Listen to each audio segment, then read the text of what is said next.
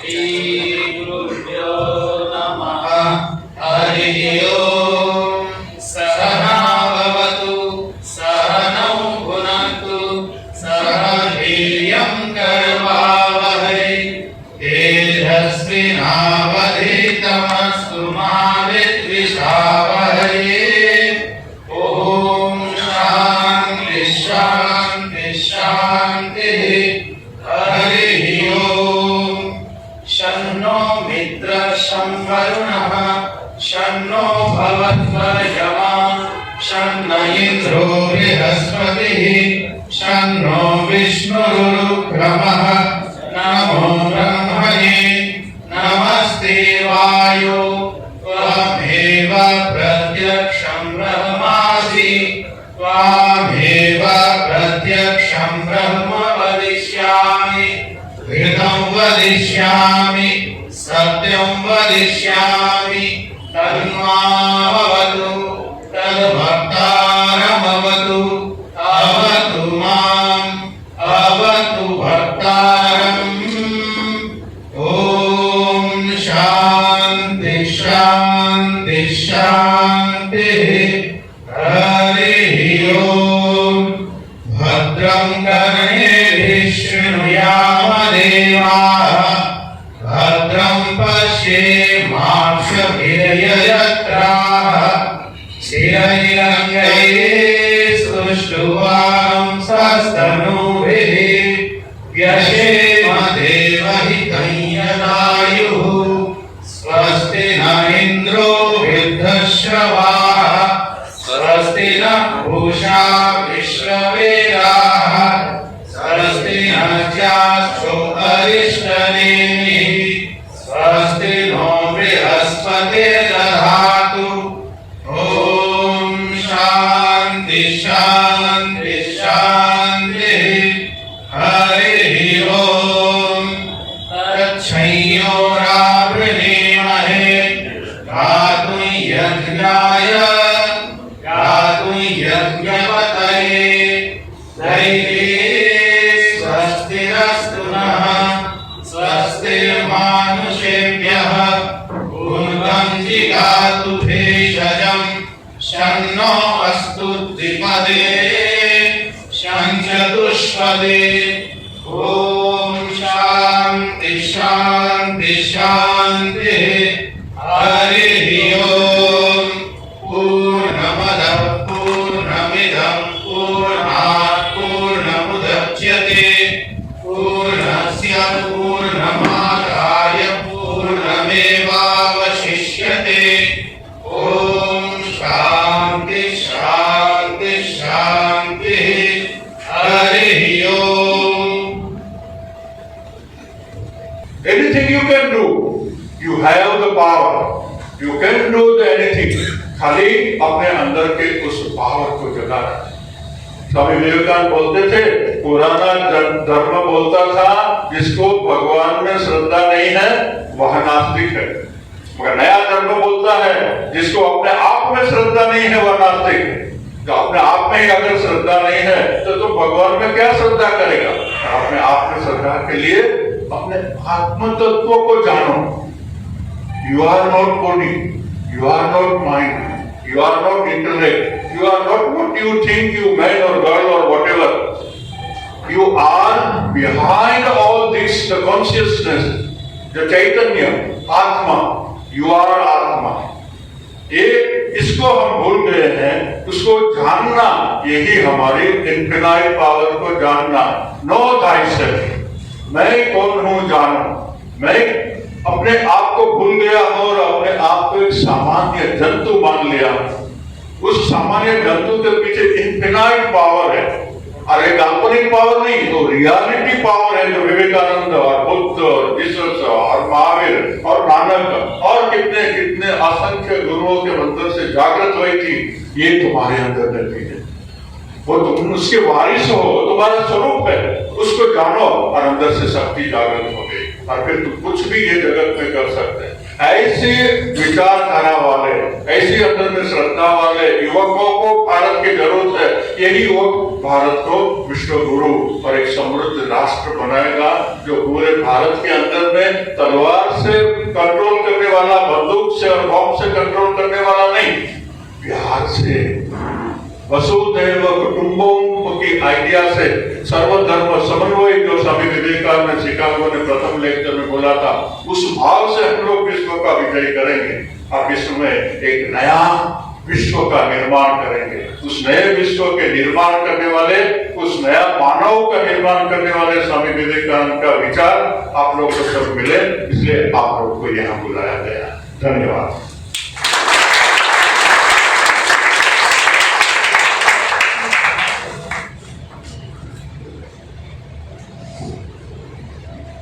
पूज्यपाद महाराज श्री के चरणों में प्रणाम निवेदित करता हूँ। महाराज श्री ने आप सभी को आमंत्रित किया है और आप लोगों को आज यहाँ एटम बम मिलेगा। एटम बम जो आपके हृदय में फटेगा और आपको झकझोर देगा, क्योंकि स्वामी विवेकानंद के जो विचार हैं उन्हें एटम बम अगर हम कहें तो वो अतिशयोक्ति नहीं होगी। ऐसे ही आवाहन को हम कहें तो हम कह सकते हैं इस तरह, तुम उठो धरती जगी, तुम उठो धरती जगी, नव सर झुकाए, आगे बढ़ो, युग बदले, विवेकानंद बताए। तो ऐसे आह्वान को आप सभी साकार करें। और अब हम हमारे अगले जो वक्ता है मोटिवेशनल स्पीकर श्री रविराज सिंह जी, उन्हें आमंत्रित करूंगा और उनके विषय में मैं एक संक्षिप्त विवरण आप सभी को दे दूं। श्री रविराज सिंह जी तो इलाहाबाद हाईकोर्ट में पीसीसी वकील हैं, किंतु ये हम सभी के बीच आज ज्यादातर युवाओं के बीच एक मोटिवेशनल स्पीकर के रूप में काफी प्रख्यात हैं। महाराज श्री ने स्वामी हर्षानंद जी महाराज जो रामकृष्ण संघ के एक वरिष्ठ सन्यासी थे और बेंगलोर सेंटर के महंत भी थे, उनके साथ मिलकर प्रयागराज में इन्होंने विवेकानंद स्टडी सर्कल की कल्पना भी की और उसे मूर्त रूप दिया और बाद में उसके सचिव भी रहे। महाराज श्री के साथ मिलकर इन्होंने काफी आगे बढ़ाया और हमारे जो मैं बता दूं कि यहाँ के सिंहासन के जो युवा कोऑर्डिनेटर भी हैं स्वामी धरणीधरानंद जी भी भविष्य में उस स्टडी सर्कल में कार्य किए हैं। और श्री रविराज सिंह ने भारतीय संस्कृति और स्वामी विवेकानंद के ऊपर अध्ययन स्वामी सत्यरूपानंद जी महाराज और स्वामी निखिलात्मानंद जी महाराज से ग्रहण किया था और परवर्ती काल में रामकृष्ण भावधारा से प्रभावित होकर इन्होंने पूज्यपाद श्रीमद स्वामी गंभीरानंद जी महाराज से दीक्षा ली है। वर्तमान में श्री रविराज सिंह जी फिलॉसफी यूपीएससी के एस्पिरेंट जो हैं हमारे, उनको पढ़ाते भी हैं और more than 1000 lectures he has delivered in IITs, MNITs और मैनेजमेंट इंस्टीट्यूट में। और अब ऐसे मोटिवेशनल स्पीकर को सुनने के लिए मेरा भी दिल काफी उत्सुक है। सर आप आए और हमारे जो युवा साथियों हैं उनको आप अपने वक्तव्य से प्रभावित करें।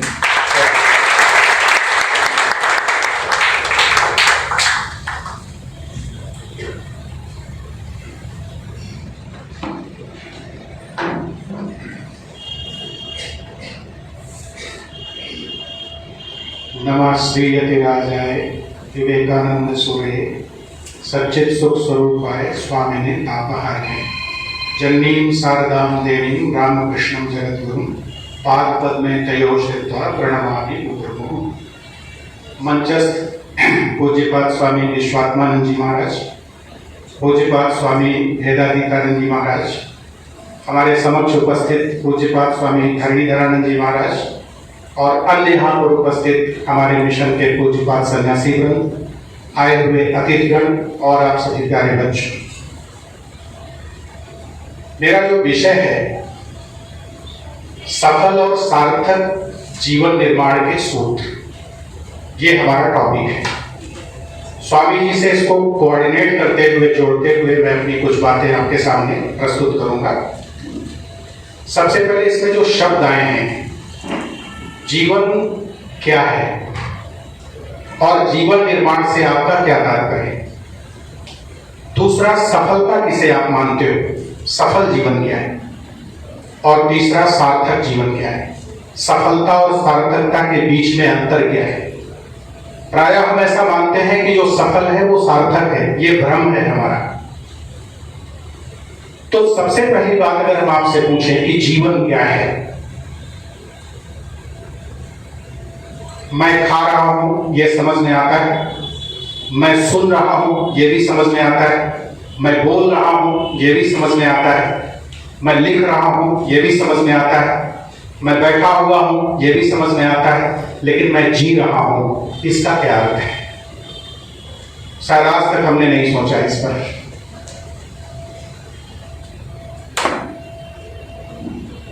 जीवन क्या है, जीवन से आपका क्या तात्पर्य है। कई स्तर पे इसकी परिभाषाएं बन सकती हैं।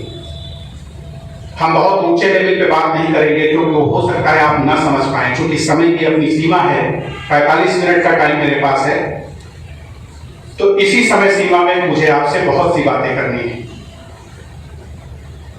अगर एक हम वेदांत की दृष्टि से जीवन की परिभाषा आपके समक्ष दें, जो हम चिंतन के लिए आपके लिए छोड़ रहे हैं, हमारा जो अस्तित्व है ना, ये अचल है, कूटस्थ है और चैतन्य है, सच्चिदानंद स्वरूप है, प्योर अवेयरनेस है, प्योर कॉन्शसनेस है।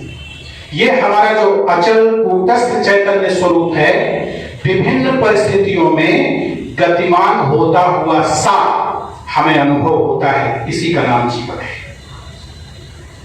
अब इस पर आप मनन करते रहिएगा। इस सूत्र को खोलने का समय नहीं। अगर इस सूत्र को मैं विस्तार दूंगा तो पूरा लेक्चर इसी सूत्र पे चला जाएगा। अब आइए प्रैक्टिकल स्तर पे अगर हम बात करें कि जीवन क्या है, तो देखो, परिभाषा जब कभी देते हैं किसी चीज की, डेफिनेशन जब देते हैं, तो डेफिनेशन के जो कंपोनेंट्स होते हैं, घटक होते हैं, उसमें अगर एक भी घटक हटा दिया जाए तो वो परिभाषा कोलैप्स कर जाती है, नष्ट हो जाती है। तो जीवन क्या है, आपसे मैं पूछूं कि आपकी उम्र अगर 100 वर्ष है, मान लो, जीवेन सर्दा शतम, ये हमारी अवधारणा है वेद की। 100 वर्ष का अगर आपका जीवन है और मैं आपसे कहूं कि आप अपने 100 वर्ष मुझे दे दीजिए, तो जीवन के नाम पर, जीने के नाम पर आपके पास क्या बचा? कुछ बचा आपके पास? पूरा समय आपका हमने मांग लिया, पूरी आयु आपकी मांग ली, तो आपके पास जीने के नाम पर कुछ नहीं बचा। इसका मतलब क्या हुआ? Practical, for all practical purposes में बोल रहा हूं। जीवन समय है। और दूसरा क्या है? आपके पास 100 वर्ष का समय है, मैंने समय छोड़ दिया आपका। ऊर्जा आपकी मांगी, पूरी एनर्जी, शारीरिक, मानसिक, आध्यात्मिक, प्राणिक, सारी ऊर्जा निचोड़ लिया आपकी। आप देखो, जिसको टाइफाइड हो जाता है ना, 2 महीने के टाइफाइड में उसकी स्थिति ऐसी होती है कि वो अपने बिस्तर से बाथरूम तक नहीं जा पाता।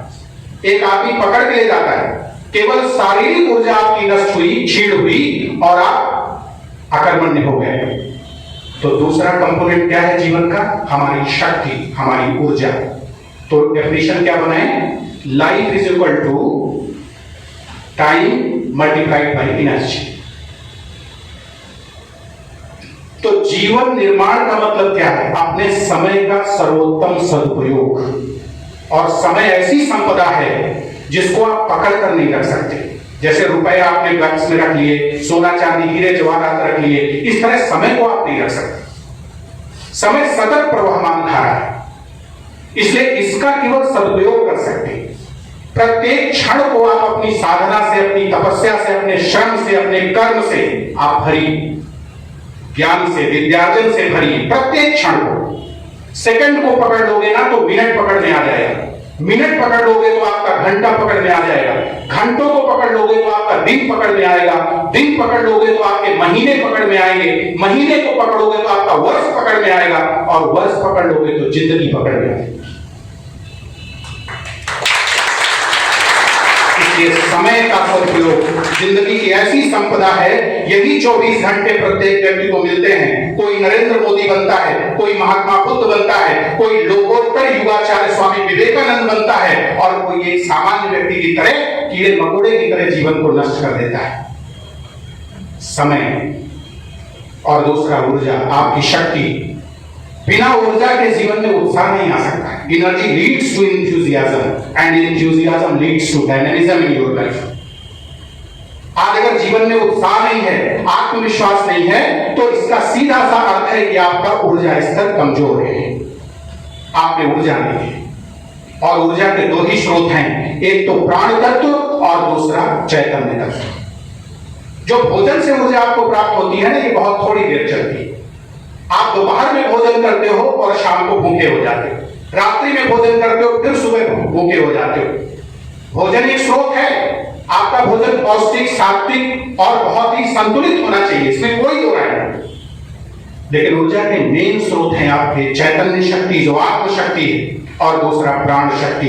इसलिए प्राणायाम रोज करो, और आत्मशक्ति के लिए तत्व का चिंतन, अद्वैत तत्व का चिंतन, वेदांत का चिंतन और ध्यान योग की साधना रोज करो।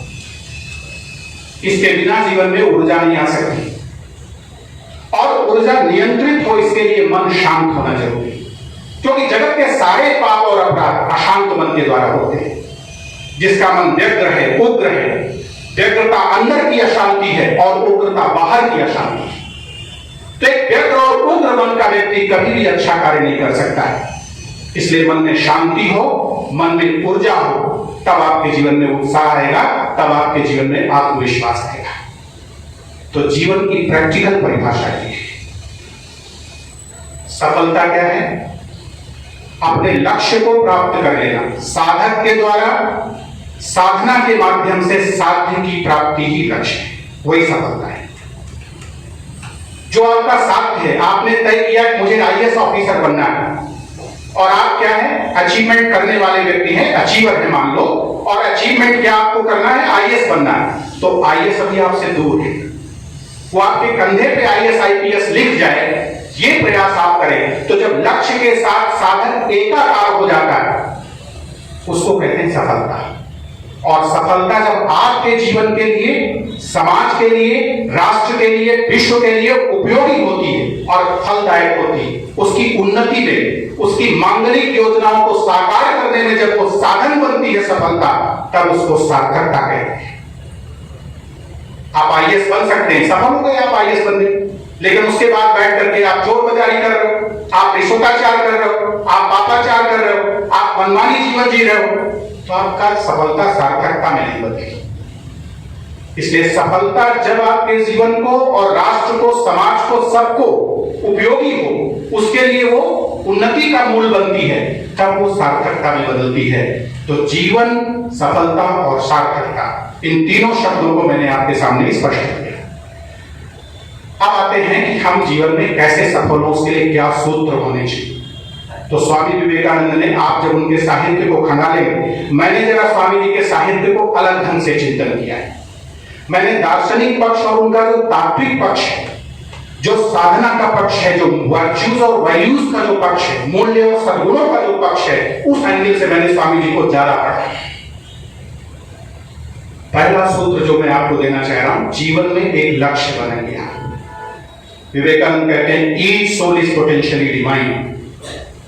The goal of human life is to manifest this divinity within by controlling nature external and internal. Choose either by work or worship or psychic control or philosophy, by one or more, and all of these being free. This is the whole of religion and spirituality. Doctrines, dogmas, rituals, books, sects, they are nothing but secondary details. Swami ji ने क्या कहा? Each soul is potentially divine. प्रत्येक जीव अव्यक्त ब्रह्म है, यानी अनंत शक्ति आप में है। ब्रह्म का मतलब अनंत शक्ति, लेकिन वो अव्यक्त है, प्रसुप्त है, जागृत नहीं है। और जीवन का लक्ष्य इसी शक्ति को जगाना, चाहे कर्म के माध्यम से करें, चाहे योग के द्वारा करें, चाहे उपासना के द्वारा करें, चाहे ज्ञान योग के द्वारा करें, चाहे एक के द्वारा करें या सबके समन्वय के द्वारा करें, और मुक्त हो जाए, यही जीवन का सार सर्वस्व। तो देखो स्वामी जी ने क्या कहा, लक्ष्य होना चाहिए। लक्ष्य बनाने के लिए आपको क्या करना चाहिए? देखो, लक्ष्य निर्धारण की एक टॉपिक है अपने। आपका जो इमीडिएट गोल है वो क्या है, शॉर्ट टर्म गोल क्या है, लॉन्ग टर्म गोल क्या है, और एक परमानेंट गोल क्या है लाइफ का। तो यहां दो बातें आपको दिमाग में लेके चलनी। मैंने इलाहाबाद में बहुत पढ़ाया है विद्यार्थियों को, तो मैं अपनी क्लासेस में भी ये बातें बोलता था। मेरे दो विद्यार्थी यहाँ उपस्थित भी हैं। एक आपकी जीविका है और एक आपका जीवन है। प्रायः हम जीविका के लक्ष्य को जीवन का लक्ष्य मान लेते हैं, और जीविका का कोई लक्ष्य नहीं होता, जीविका का साधन होता है, मीन्स ऑफ लाइवलीहुड, जिसके माध्यम से आप अर्थोपार्जन करेंगे, अपने जीवन का यापन कर लेंगे। तो एक तो जीविका का साधन आपको तय करना है, माध्यम तय करना है कि आप किस माध्यम से जीविका आप कमाएंगे, और दूसरा जीवन का लक्ष्य। जीविका के लिए आपका जीवन नहीं है केवल, जैसे शरीर है, क्या केवल कपड़ा पहनने के लिए? कपड़े शरीर के लिए हैं, शरीर केवल कपड़ा पहनने के लिए नहीं। इसी शरीर के द्वारा आप कुछ भी बन सकते हो। तो जीविका जीवन के लिए है, लेकिन जीवन केवल जीविका के लिए नहीं। तो जीवन किस लिए?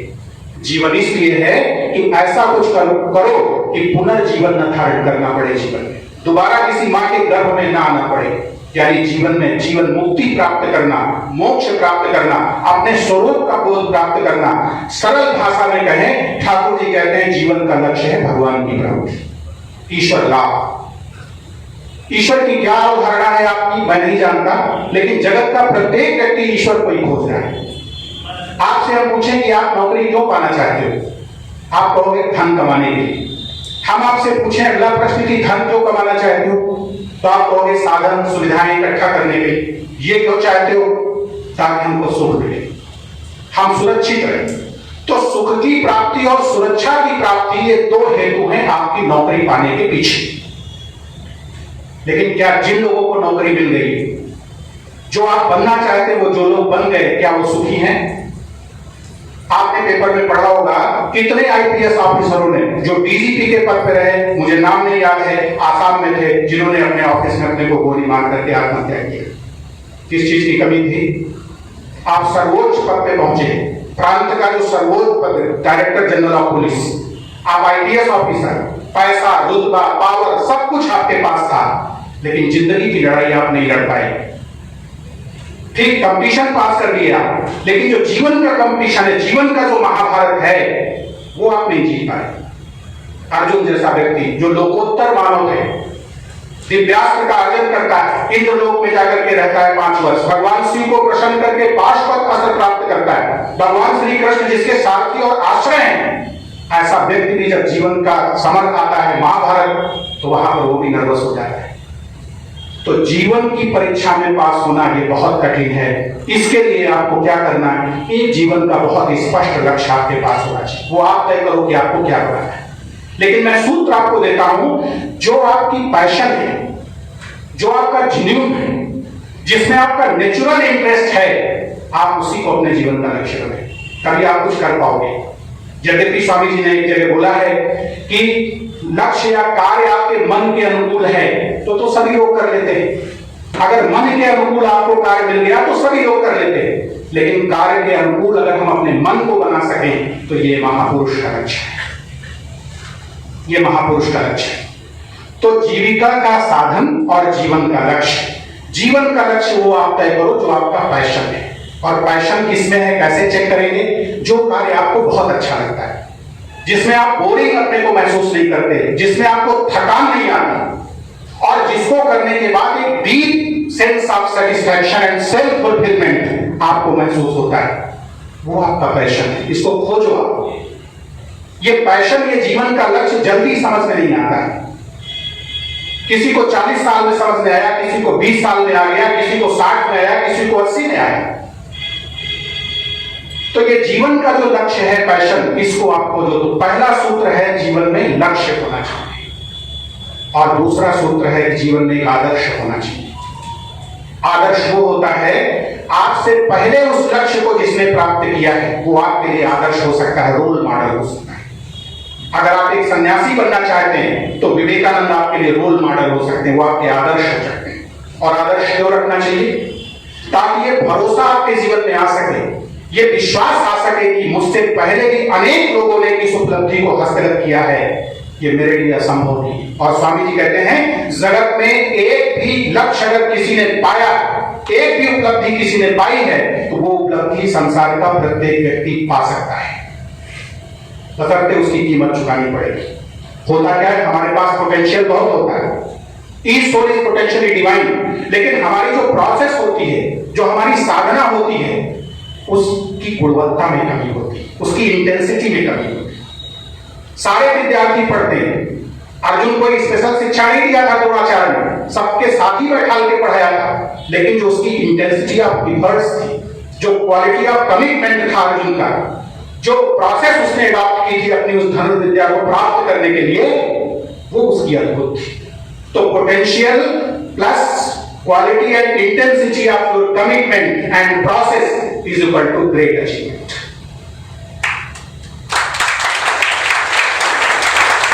आदर्श जीवन में, लक्ष्य जीवन में। और तीसरी बात, स्वामी जी तो आज है नहीं शरीर के रूप में, आपका कोई प्रश्न उठे तो आप स्वामी जी से तो पूछ सकते हैं, क्योंकि स्वामी जी जीवन साकार विग्रह के रूप में हमारे सामने उपस्थित है। लेकिन विवेकानंद आज हमारे लिए शरीर में नहीं है, यद्यपि वो हैं। उन्होंने अपनी अमरता का भी आश्वासन हमको दिया। एरिक हेमंड लंदन में 1896 में स्वामी जी ने कहा था उनसे, हो सकता है कि मैं अपने इस जीर्ण शरीर को त्याग दूं और मैं इस शरीर के बाहर आ जाऊं, लेकिन मैं काम करने से नहीं रुकूंगा। मैं तब तक इस जगत में काम करता रहूंगा जब तक जगत का एक एक व्यक्ति उस परम सत्ता के साथ अपने एकत्व की अनुभूति नहीं कर लेता है। This is what Swami ji has said, he is still there. आगे बोलते हैं, वर्क अनटू डेथ, मृत्यु पर्यंत कार्य करो, आई एम विद यू, मैं तुम्हारे साथ हूं, when I am gone my spirit will work with you. This is what Swami ji has said.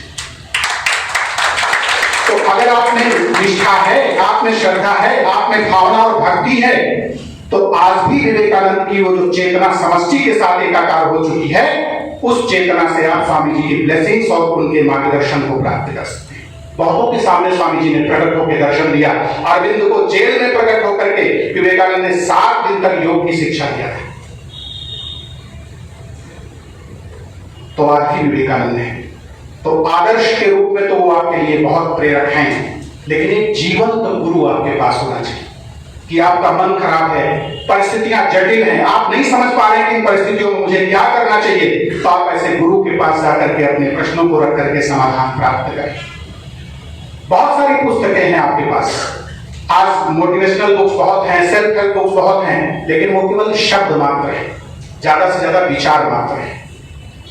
लेकिन विवेकानंद का जो साहित्य है, जो हमारी गीता है, जो हमारी रामायण है, जो हमारे वेद है, जो उपनिषद है, वे केवल पुस्तक नहीं है, वे ग्रंथ है, वे शास्त्र है। पुस्तक में और ग्रंथ में और शास्त्र में फर्क होता है। पुस्तक केवल शब्दों और विचारों का एक संकलन मात्र होता है, लेकिन शास्त्र वो है जो हमारे जीवन में ज्ञान का प्रकाशन करता है। संशनात् इति शास्त्रम और शासनात् इति शास्त्रम, जो विधि निषेध के द्वारा हमारे जीवन का नियमन और नियंत्रण करता है, अनुशासनबद्ध जीवन शैली हमें प्रदान करता है, और जो हमारे जीवन के ज्ञान को आलोकित प्रकाशित करता है, उद्भासित करता है, उसको शास्त्र कहते हैं। और ग्रंथ क्या होता है? जो हमारी ग्रंथियों को नष्ट कर दे, जो हमारे अंदर कॉम्प्लेक्सेस हैं, जो हमारी मेंटल प्रॉब्लम्स हैं, इनको जो नष्ट कर दे, हमें निर्ग्रंथ बना दे, उसे हम ग्रंथ कहते हैं। तो हमारे जो उपनिषद हैं, विवेकानंद का जो साहित्य है, ठाकुर का जो वचनामृत है, ये महापुरुषों की जो कृतियां हैं, ये पुस्तक नहीं है, ये ग्रंथ और शास्त्र हैं। अगर इनको आप पढ़ेंगे तो निश्चय मानकर रखिए कि आपका जीवन अनुशासित होगा, प्रकाशित होगा, ज्ञानालोक से उद्भासित होगा, और आपके जीवन में ग्रंथियों का विसर्जन हो जाएगा, ग्रंथियां चली जाएगी। दूसरी बात, इन ग्रंथों में इन महान पुरुषों की शक्तियां नहीं होती। विवेकानंद को जब आप पढ़ोगे ना, तो आप, वो जैसे बच्चा बोल रहा था कि एटम बम, डेफिनेटली अगर आपने दिल से पढ़ा, किसी भी शास्त्र में जो महापुरुष उस शास्त्र का प्रणेता होता है, जिसने उस शास्त्र को सृजन किया है, वो शास्त्र उसकी जीवन का अनुभूति से बाहर निकला है, उस शास्त्र में उस महापुरुष की तपस्या की शक्ति होती है। इसीलिए आज भी 5000 पहले बोली गई गीता आज भी प्रासंगिक है, आज भी समीचीन है, और उतनी ही जीवंत और नवीन है जितनी वो अर्जुन के लिए थी, उतनी आप। क्योंकि भगवान श्री कृष्ण की शक्ति उसमें है, वेद व्यास की शक्ति उसमें है, हमारे उपनिषदों में ऋषियों की शक्ति और साधना तपस्या भरी हुई है। ठाकुर के वचनामृत में, विवेकानंद के साहित्य में ठाकुर की शक्ति, मां भगवती शारदा की शक्ति और स्वामी विवेकानंद की शक्ति निहित है। इसलिए उनको पढ़ने के बाद आप शक्तिवंत हो जाते हैं, जीवंत और जागृत हो जाते हैं। इसलिए जीवन में गुरु होना चाहिए और ग्रंथ होना चाहिए। ये चार बातें अगर आपके जीवन में हैं तो आपका जीवन कभी भटक नहीं सकता है। हमेशा जीवन में याद रखो, कोई भी कार्य करने से पहले आप अपने गुरु से पूछो कि जो करने जा रहा हूं ये ठीक है कि नहीं ठीक है। तो गुरु द्वारा निर्दिष्ट पथ हो, वेदों के द्वारा प्रमाणित हो, वेदों के द्वारा विहित पथ हो और महापुरुषों के द्वारा आचरित पथ हो, शास्त्र के द्वारा अनुमत और अनुमोदित पथ हो। अगर ऐसी बातें लेकर आप जीवन में चलते हैं तो आपके जीवन में कभी भटकाव नहीं आ सकता। मनमाना जीवन अगर आपका है तो निश्चित रूप से आपको थोड़ी थोड़ी सफलताएं भले प्राप्त हो जाएं, लेकिन आगे चल के एक बहुत बड़े पतन के गर्त में आपके गिरने की पूरी संभावना है। इसलिए एक लक्ष्य हो, एक आदर्श हो, एक गुरु हो और एक ग्रंथ। पुस्तक नहीं बोल रहा हूं, ग्रंथ बोल रहा हूं, शास्त्र बोल रहा हूं। इस बात को ध्यान रखना, तीनों का अंतर मैंने स्पष्ट किया है। आगे कुछ सूत्र मैं आपको देता हूं। स्वामी जी को अगर आप पढ़ें तो स्वामी जी ने एक बात बहुत अच्छी बोली है कि what ever you think that you become, जो आप सोचते हो वही आप बन जाते हैं। थॉट्स बिकम्स थिंग्स, ये विचार ही हमारी वस्तु का आकार देते। बहुत एकाग्र हो के आप सुनिए, नहीं तो आप सुन नहीं पाएंगे। तो मेरा लेक्चर वो कहानी किस्से वाला कम है, तात्विक बहुत है। एक भी लॉजिकल चेन अगर टूटी तो फिर आपके दिमाग से स्लिप हो जाएगी। तो स्वामी जी कहते हैं कि जो आप सोचते हो वही आप बनते हो, यानी वो थॉट्स बिकम थिंग्स, आपके विचार ही वस्तु का रूप ले लेते हैं। ये आवश्यक नहीं है कि प्रत्येक विचार वस्तु बने, लेकिन ये अनिवार्य है कि प्रत्येक वस्तु कभी ना कभी एक विचार के रूप में थी। आज जो भी आप सृजन देख रहे हो तो कभी ना कभी एक विचार था। जरूरी नहीं कि हर विचार साकार कर सकें आप, लेकिन हर साकार वस्तु एक दिन विचार थी। इस पर एक छोटी सी कहानी मैं सुनाऊंगा। मैं अपने लेक्चर में इसको अक्सर बोलता हूं। एक कुम्हार मिट्टी के बर्तन बना रहा है। विचार कितना क्रांतिकारी हो सकता है आपके जीवन में, ये कहानी स्पष्ट करेगी। मिट्टी का बर्तन बनाते बनाते थोड़ी सी मिट्टी बच गई, तो उस कुम्हार के मन में आया कि मैं इस मिट्टी का क्या करूं। गांव का व्यक्ति था, गांव में बहुत सारे लोग चिलम और गांजा तंबाकू पीते, तो उसके दिमाग में आया कि मैं इस चिलम इसकी बना दूं अगर मिट्टी की तो आसानी से बिक जाएगी, मुझे कुछ पैसे मिल जाएंगे। तो जब वो चिलम बना ही रहा था, ये विचार उसके मन में चल रहा था, तभी उसकी बेटी आई निकल के, उसने कहा कि पापा और मिट्टी है थोड़ी। तो उस कुम्हार ने कहा उस मिट्टी को भी ले आओ।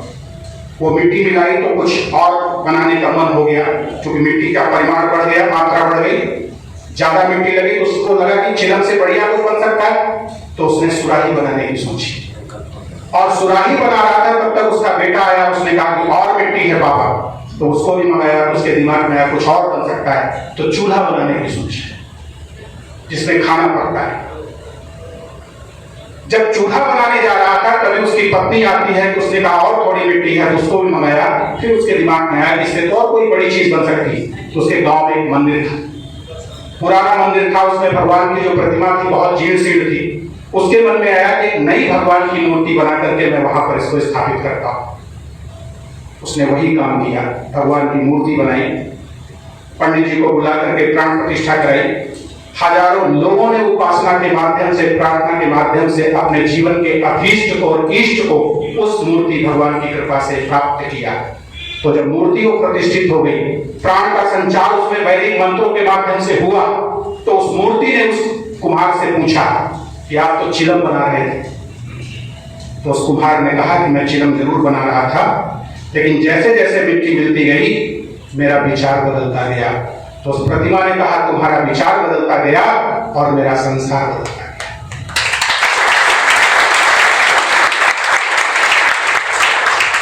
आप क्या है? मिट्टी के पुतले हैं और आप ही अपने भाग्य के निर्माता हैं। स्वामी जी कहते हैं you are the maker of your own destiny.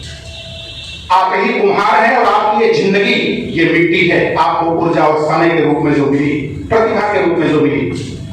अब इस मिट्टी से आप अपने जीवन को क्या बनाते हैं? नर से नारायण बनते हो, जीव से शिव बनते हो, क्षुद्र से विराट बनते हो, तुच्छ से महान बनते हो, या अपने आप को तुच्छ बना के रखते हो, ये आपके हाथ में। आपकी संभावना इतनी बड़ी है कि आप में से ही कोई व्यक्ति कल का महात्मा बुद्ध बन सकता है, कल का विवेकानंद बन सकता है, कल का नरेंद्र मोदी बन सकता है। जगत में जो भी उपलब्धि किसी ने किया है, उस उपलब्धि के पीछे व्यक्ति ही होता है, उसी का पुरुषार्थ होता है, उसी की तपस्या होती है। जो भी सृजन आज आपको जो कुछ कठिन दिख रहा है, वो किसी न किसी मनुष्य ने किया है। जगत के प्रत्येक कार्य को, प्रत्येक आविष्कार, प्रत्येक निर्माण, प्रत्येक संरचना रचना ये किसी न किसी मनुष्य ने की है। तो अगर उसने किया है तो आप वो नहीं कर सकते। केवल तपस्या की बात है। आप देखो, अपने शास्त्रों को पढ़ के आप देखो, यहां तक कि जो राक्षसी शक्तियां थी, जितने राक्षस, दैत्य और असुर थे, ये भी जब किसी लक्ष्य को लेकर के जंगल में तप करने गए तो कोई भी राक्षस खाली हाथ वापस नहीं लौटा। अगर उसका लक्ष्य था कि शिव की प्राप्ति करके मुझे शिव जी से वरदान लेना है, तो उसने शिव को प्रकट किया अपनी तपस्या से और वरदान प्राप्त किया। ब्रह्मा जी को प्रकट करके वरदान लेना है, तो वो भी उसने किया। कोई भी राक्षस ऐसा नहीं रहा जो वापस आया हो। तो जब एक राक्षस इन लोकोत्तर महान शक्तियों को, दैवी शक्तियों को प्रकट कर सकता है अपने तप के बल से, तो आप क्यों नहीं कर सकते? आप में क्या कमी? क्या आप राक्षस से नहीं कह गुजरे? इसीलिए विवेकानंद कहते हैं, you can do anything and everything. आप कुछ भी कर सकते हो। तो पहला स्वामी जी का सूत्र है, अपने विचारों को आप महान बनाओ, क्योंकि विचार के अलावा आपका जीवन कुछ भी नहीं। नकारात्मक विचार आपके जीवन में नहीं होना चाहिए। आप बुद्ध किसको कहते हैं? विवेकानंद कौन है? रामकृष्ण कौन है? ये बुद्धत्व एक स्थिति है, विवेकानंद एक चेतना का स्तर है। विवेकानंद कोई व्यक्ति नहीं। और भगवान बुद्ध भी, वो भी चेतना का स्तर है। भगवान श्री रामकृष्ण, वो भी चेतना का सर्वोच्च शिखर है। वहां क्या है? वहां निगेटिविटी जीरो है और पॉजिटिविटी इन्फिनिट है। जहां अनंत सकारात्मकता हो और नकारात्मकता जहां शून्य हो, उसका नाम महात्मा बुद्ध है, उसका नाम विवेकानंद है, उसका नाम रामकृष्ण परमहंस है। इसीलिए रविन्द्रनाथ टैगोर ने कहा, विवेकानंद में सब कुछ सकारात्मक है, कुछ भी नकारात्मक है।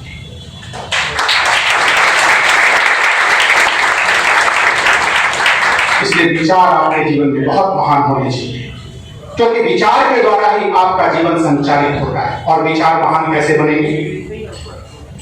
विचार महान कैसे बनेंगे? शब्दों के द्वारा। आपकी वोकेबुलरी बहुत अच्छी होनी चाहिए।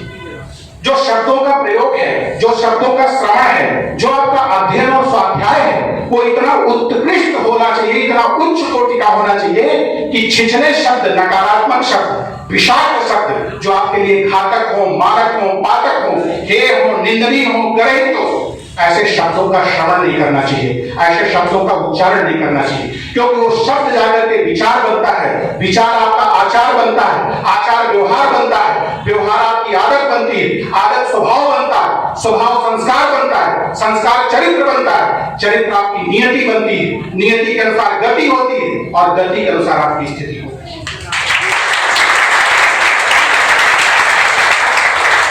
आज आपकी जो भी स्थिति है ना, उसके मूल में आपके शब्द और आपके विचार हैं। इसीलिए सत्संग जीवन में जरूरी है।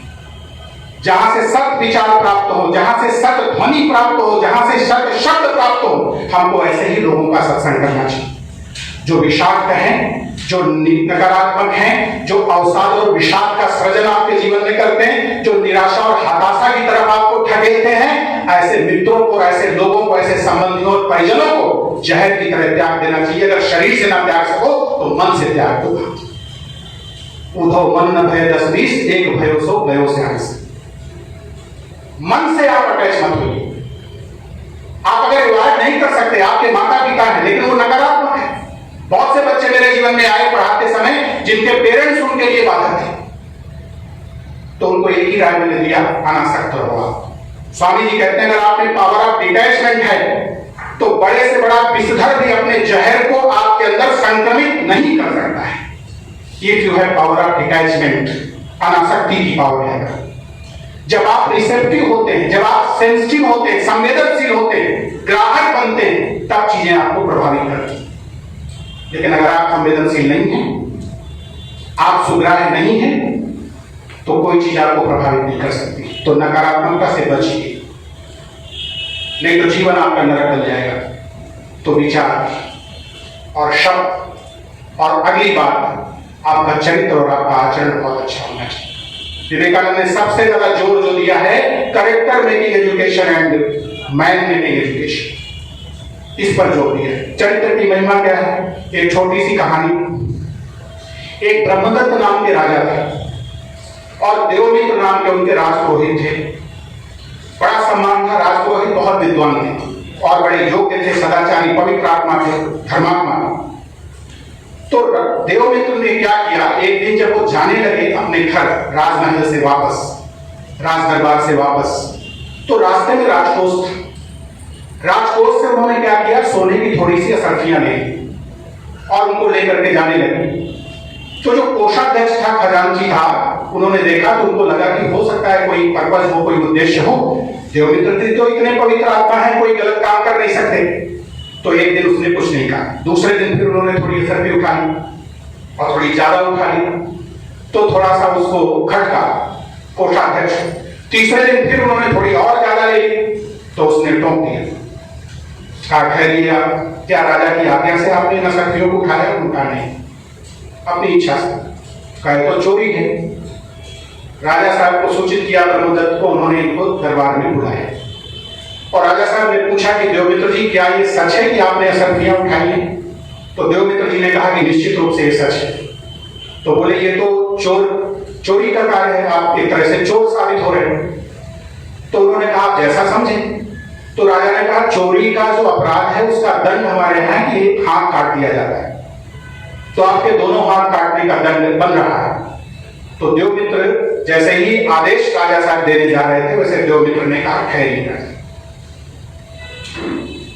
निश्चित रूप से कृत्य प्रथम दृष्टया ऊपर से देखने में चोरी है, लेकिन मैंने चोरी नहीं किया है, सारी असरफियां मैं लेके आया हूं। मैं एक चीज की परीक्षा करना चाहता था कि मेरे ज्ञान की आप पूजा करते हो या मेरे चरित्र की पूजा करते हो।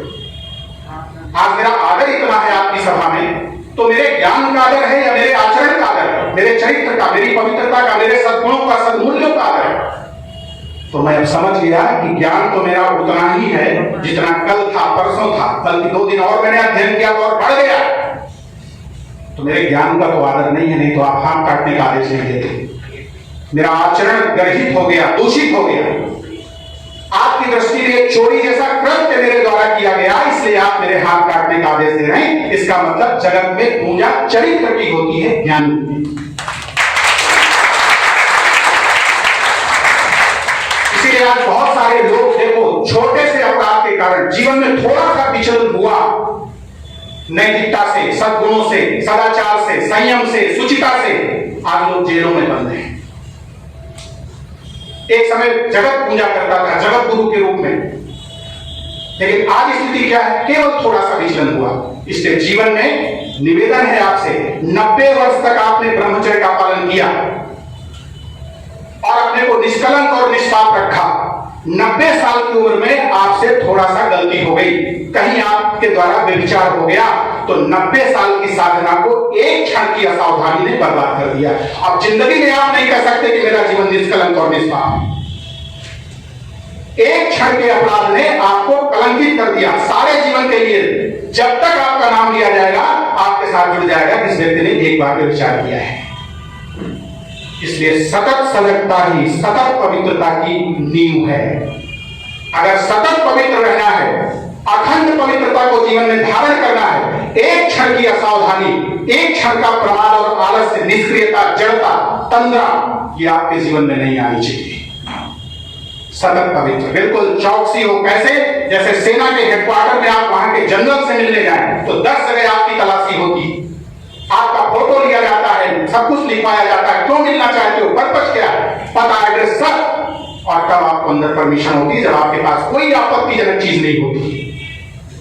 ऐसे ही आप हर विचार की तलाशी हुआ, राउंड द क्लॉक विजिट, 24 घंटे सतत हर विचार की तलाशी लो, हर भाव की तलाशी लो, हर शब्द की तलाशी लो, हर संकल्प की तलाशी लो, हर वृत्ति और प्रवृत्ति की तलाशी लो, हर स्मृति की तलाशी लो कि कहीं इसमें दोष तो नहीं, कहीं विकार तो नहीं, कहीं दुर्गुण तो नहीं, कहीं मेरे जीवन को पाप के पथ पर चलाने की वृत्ति तो नहीं। तब आप विवेकानंद बन पाओगे। आज विवेकानंद का नाम पूरी दुनिया में है, बहुत सारे महापुरुष आए, सभी महापुरुष हैं, सबको मैं नमन करता हूं, लेकिन स्वामी जी क्यों आगे बढ़ते जा रहे हैं? स्वामी जी का नाम लोकोत्तर में कहां बढ़ता जा रहा है, कहां बढ़ता जा रहा है? क्यों? क्योंकि दुनिया नहीं जानता, क्योंकि मैंने अपने मिशन को तो बहुत करीब से देखा है। सन 85 से लेकर मैं मिशन में जुड़ा रहा, 15-20 साल तो हम लोग रोज संडे को जाते थे। मिशन के संतों को मैंने देखा है, कार्य प्रणाली को देखा है, ठाकुर के जीवन को मैंने पढ़ा और महापुरुषों से सुना, विवेकानंद के जीवन को पढ़ा, मां शारदा को पढ़ा। ऐसी पवित्रता जगत में कहीं देखने को नहीं मिलती। दोहरा चरित्र है लोगों का, दोहरा। मन में कुछ और है, वाणी में कुछ और है, आचरण में कुछ और है, व्यवहार में कुछ और है, संकल्प में कुछ और है, कर्म में कुछ और है। इसीलिए कोई दूसरा विवेकानंद आया है, और जब तक विवेकानंद जैसी दिव्य पवित्रता नहीं होगी तब तक कोई दूसरा विवेकानंद धरती पर आएगा नहीं। बहुत सारी संस्थाएं हमने देखी, लेकिन ये एक ऐसी संस्था है जहां मेरी निष्ठा क्यों पक्की है? इसलिए पक्की है कि यहां का सन्यासी पवित्र और निस्वार्थ जीवन जीता है। आप जिस मत के लिए यहां पर दान देके जाएंगे, अगर लाइब्रेरी के लिए दिया है तो वो पैसा लाइब्रेरी में ही लगेगा। अगर आपने हॉस्पिटल के लिए दिया है तो वो पैसा हॉस्पिटल में लगेगा। और दूसरी जगह क्या है? मैनिपुलेशन है। आप दो दान 1 लाख का रसीद वो देंगे, 1.5 लाख दिया। आगे ब्लैक मनी को व्हाइट किया जा रहा है बहुत सारे लोगों के द्वारा। ये दोहरा चरित्र हमारे मिशन में नहीं है, हमारी त्रिमूर्ति के जीवन में नहीं था। साक्षात पवित्रता अगर देखनी है तो मां शारदा ठाकुर का और स्वामी जी का जीवन देखो। है कोई महापुरुष जो एक स्पर्श मात्र से आपको अपने चैतन्य का बोध करा दे? एक सामान्य सा व्यक्ति नरेंद्रनाथ कलकत्ता निवासी भगवान श्री रामकृष्ण के एक स्पर्श मात्र से विश्व वंदनीय ऋषि विवेकानंद के रूप में रूपांतरित हो जाते। कोई दूसरा उदाहरण जगत के अंदर नहीं है। सब लोग कहते हैं प्रारब्ध के अनुसार पहले चित्त शुद्धि करो, पहले ये करो, पहले वो करो, लेकिन ठाकुर ने गिरीश चंद्र घोष जैसे महापापी को पुण्यात्मा बना दिया, धर्मात्मा बना दिया, अमलात्मा बना दिया। ऐसा आदर्श आपके सामने है। और एक विद्यार्थी के रूप में स्वामी जी ने 3 बातें आपको बोली, और 2 मैं उसमें और जोड़ दूंगा, समय लगभग 10 मिनट बचा है। पहली बात स्वामी जी ने कहा कि जीवन में अगर आपको सफल होना है तो सफलता की कुंजी है कंसंट्रेशन, एकाग्रता। दूसरी अनाशक्ति, डिटैचमेंट। तीसरा आपकी मेधा शक्ति। मेधा शक्ति, जो आपने पढ़ा वो आपको याद रहे, वो आपकी स्मृति में आलोकित रहे, जीवंत रहे, जागृत रहे, तेजस्वी और ओजस्वी बना रहे। इसको कहते हैं मेधा। समय पर वो आपको काम आ जाए, आप उसको रिकॉल कर सकें, उसको आप लिख सकें, बोल सकें। पता लगा पढ़ा आपने हजारों ग्रंथ, लेकिन जब मंच पे आए तो एक भी शब्द नहीं निकल रहा, मुझसे एक शब्द भूल गया। तो ऐसा पढ़ना किस काम है? तो पावर ऑफ कंसंट्रेशन और डिटैचमेंट। डिटैचमेंट इसलिए कि पता लगा आपने बहुत जगह अपने आप को इंगेज कर रखा है और अपने मन को वहां से आप निकाल नहीं पा रहे। तो आप किसी भी समय अपने मन को कहीं से भी हटा सकें, ऐसी अनाशक्ति और वैराग्य की वृत्ति आपके जीवन में होना चाहिए। और जहां चाहो वहां अपने मन को एकाग्र कर सको। जैसे मैग्नीफाइंग ग्लास के माध्यम से सूर्य की हजारों इधर उधर बिखरी हुई किरणें एक जगह जब फोकस कर दी जाती हैं, केंद्रित कर दी जाती हैं, तो वहां आग पैदा हो जाती है। ऐसे आपके मन रूपी सूर्य की जो ये विचार रूपी, वृत्तियों रूपी किरणें, अगर इनको आप अपने लक्ष्य पर, अपने प्रस्तुत विषय पर अगर आप एकाग्र कर सकें तो आपके जीवन में भी ज्ञान की आग प्रकट हो जाए। एकाग्रता जीवन दिलाइए। और मेधा, इनके लिए स्वामी जी ने एक सूत्र दिया है। घटना में निवेदित करूं थोड़ा सा। अखंडानंद जी स्वामी जी के साथ में विवेकानंद जी मेरठ में थे। स्वामी जी को पढ़ने का बहुत शौक था। He was a voracious reader। तो अखंडानंद जी महाराज से उन्होंने कहा कि यहाँ पे क्या कोई लाइब्रेरी होगी? तो अखंडानंद जी ने पता लगाया तो मेरठ में एक लाइब्रेरी थी। आप लोग जानते होंगे जिन्होंने विवेकानंद को पढ़ा। तो सर जॉन लुबक के जो ग्रंथ थे, किताबें थी, वो वहां पर थी। स्वामी जी उसको पढ़ना चाहते। तो अखंडानंद जी एक पुस्तक सुबह लाते थे, स्वामी जी उसको दिन भर में देख लेते थे और शाम को वापस होती। शाम को दूसरी आती थी, स्वामी जी रात को उसको देख लेते थे और सुबह वापस। इस तरह से वो चला। 12 वॉल्यूम थे उस समय। तो 10 वॉल्यूम तक तो ये ठीक चला। जब 11वां वॉल्यूम लेने अखंडानंद जी महाराज पहुंचे तो लाइब्रेरियन ने कहा कि क्या आपके स्वामी जी पुस्तक के पन्ने पलटते हैं क्या, कि फोटो को देख के बस छोड़ देते हैं? क्योंकि अंग्रेजी इतनी कठिन है, इतने मोटे मोटे ग्रंथ है। एक व्यक्ति इस ग्रंथ को इशू कराता है और उसको बार बार 6 महीने इशू कराता है, तब भी वो नहीं पढ़ पाता। और आपके स्वामी जी सुबह मंगाते, शाम को वापस, शाम को मंगाते, क्या फोटो देखते हैं? तो स्वामी जी ने, अखंडानंद जी महाराज ने कहा कि मैं आपकी इस बात को अपने स्वामी जी तक पहुंचा दूंगा। तो उन्होंने आके स्वामी जी को बताया। 12वीं पुस्तक वापस करने स्वामी जी ने कहा मैं खुद चलूंगा। स्वामी जी जाते हैं वहां पे, लाइब्रेरियन से उन्होंने कहा कि जितनी पुस्तकें आपने हमें दी अभी तक उनको सबको निकाला और ऐसे ही रखवा दिया, बिल्कुल गड्डी बना के 12 वाले करके। स्वामी जी ने कहा कि इसमें से जिस भी पुस्तक से आपकी जो भी इच्छा है वो आप पूछो। तो उस लाइब्रेरियन ने स्वामी जी से, उसको तो मालूम था क्योंकि लाइब्रेरियन था, सारी पुस्तकों का हाल पता, तो कठिन कठिन पेजों से, पृष्ठ से उसने बड़े कठिन कठिन प्रश्न पूछे अपने हिसाब से। स्वामी जी ने बिना कामा पुलिस्टाप की गलती किए हुए शब्द शाह अक्षर शाह सब कुछ उसको डायरेक्ट कर दिया। तो उसने कहा कि आप मानो नहीं हो सकते, you cannot be a man, ये तो किसी दिव्य शक्ति का ही चमत्कार हो सकता है। तो स्वामी जी ने कहा कि मेरे पास कोई दिव्य शक्ति नहीं, केवल 2 शक्ति, एक एकाग्रता की शक्ति और अखंड ब्रह्मचर्य की शक्ति। क्योंकि जो ब्रह्मचर्य है ना, ये जो आपके अंदर की जो यौन शक्ति है, जो वीर शक्ति, ये जब आपके शरीर में बसती है तो तेज बनता है, तेज जब बढ़ता है तो ओज बनता है, ओज जब बढ़ता है तो वर्चस्व बनता है, वर्चस्व जब बढ़ता है तो ब्रह्मणी का प्रज्ञा प्रकट होती है। ठाकुर जी ने कहा कि 12 वर्ष तक अखंड ब्रह्मचर्य का पालन अगर कोई कर सके तो उस व्यक्ति के अंदर एक ऐसी मेधा नाड़ी पैदा होती है कि वो आत्म साक्षात्कार स्वतः प्राप्त हो जाता है उसको। लेकिन आज इस ब्रह्मचर्य का नाम लेना बहुत बड़ा पाप है। हजारों मेडिकल डॉक्टर्स के रेफरेंसेस लोग देते हैं कि वो तो ऐसा करने से कुछ नहीं होता, बिल्कुल होता है। इसलिए स्वामी जी के अनुसार ये ब्रह्मचर्य की शक्ति और आपकी एकाग्रता के लिए ध्यान का अभ्यास, प्राणायाम का अभ्यास और अच्छा सुपाच्य भोजन, क्योंकि अन्न की बहुत बड़ी भूमिका आपके जीवन में। जैसा खावे अन्न वैसा हो, आहार शुद्ध हो, सत्व शुद्धि, सत्व शुद्ध हो, ध्रुव स्मृति। अगर भोजन आपका सड़ा जला है, भोजन तामसिक और राजसिक है, तो आपका जीवन भी उसी तरह का बनेगा। इसलिए सात्विक शुद्ध भोजन खाइए, पौष्टिक भोजन खाइए, जिससे आपके शरीर को और शरीर के अंगों को उचित पोषण मिले। तो एकाग्रता, मेधा और अनाशक्ति, और चौथी बात अभ्यास। जो भी आप पढ़ते हैं उसका निरंतर practice does not make a man perfect. आज तक आपने यही सुना है, perfect practice makes a man perfect. सीखना चाहते हो ना, सवेरे 4 बजे निकलते हो आप कहीं पर भी पार्क वार्क में, तो क्या सीखोगे आप शाम को 6 बजे यहाँ गोदोलिया चौराहे पे निकलो लेके का। और अगर आप बिल्कुल किसी को टच किए बिना आप निकल जाते हो और वापस आ जाते हो, तब आपने कार में सीखा। This is called perfect practice.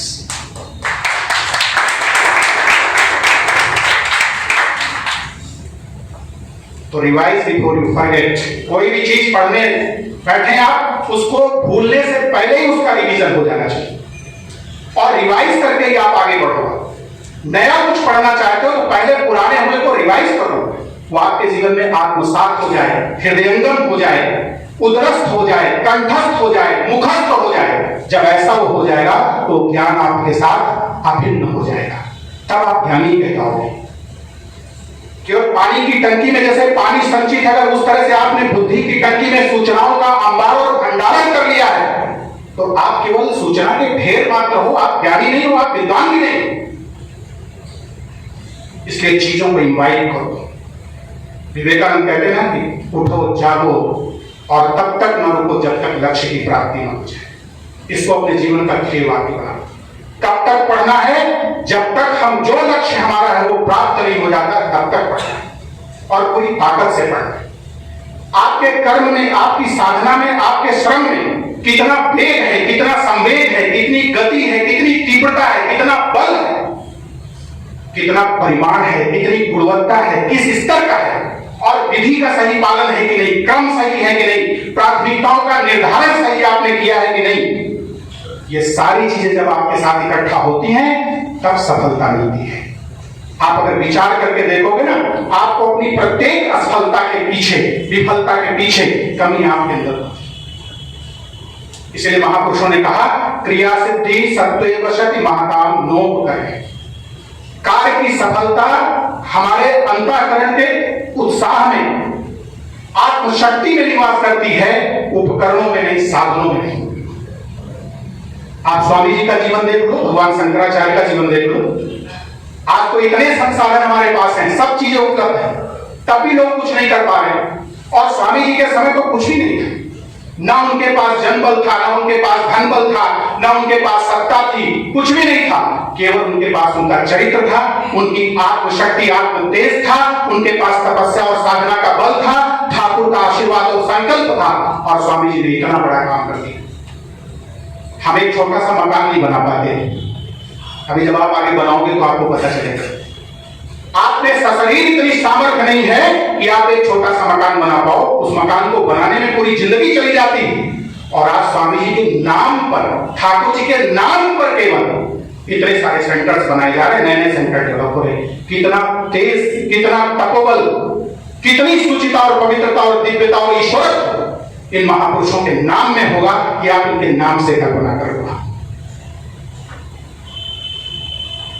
तो मैं एक सूत्र देकर आपको अपनी वाणी को विराम दूंगा, जो कि समय सीमित है।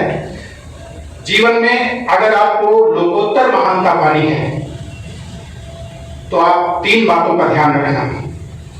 पहला, पाप जीवन को दबाने न पाए करें। पाप के पथ को ऐसे दूर से त्याग करके रखना अपने जीवन में, जैसे सर्प को अगर आप देखें, विषैला विषधर नाग, काला नाग अगर आपके सामने आ जाए तो क्या उसको गले लगाओगे? उससे हाथ मिलाओगे? 3 फुट दूर रहोगे। कोई अगर 1 करोड़ का इनाम देगा कि साहब 1 करोड़ ले लो, इसको गले में डाल दो, इससे दोस्ती कर लोगे, आप कहोगे 1 करोड़ अपने पास रखो, मुझे नहीं चाहिए। कोई भी प्रलोभन, कोई भी आकर्षण आपको पाप के पथ का पथिक न बना सके, पाप जीवन को दबाने न पाए। अगर ये जीवन में रहा तो जीवन आपका निष्पाप होगा। दूसरा, पुण्य जो करना वो अभिमानी न बनने पाए। जो आपके माध्यम से परोपकार हो, पुण्य हो, वो अभिमानी न बनने पाए कि मैंने ये किया, मैंने वो किया, मैंने इतना दान दिया, मैंने उसकी जिंदगी बनाई। No, you are an instrument in the hands of that higher force.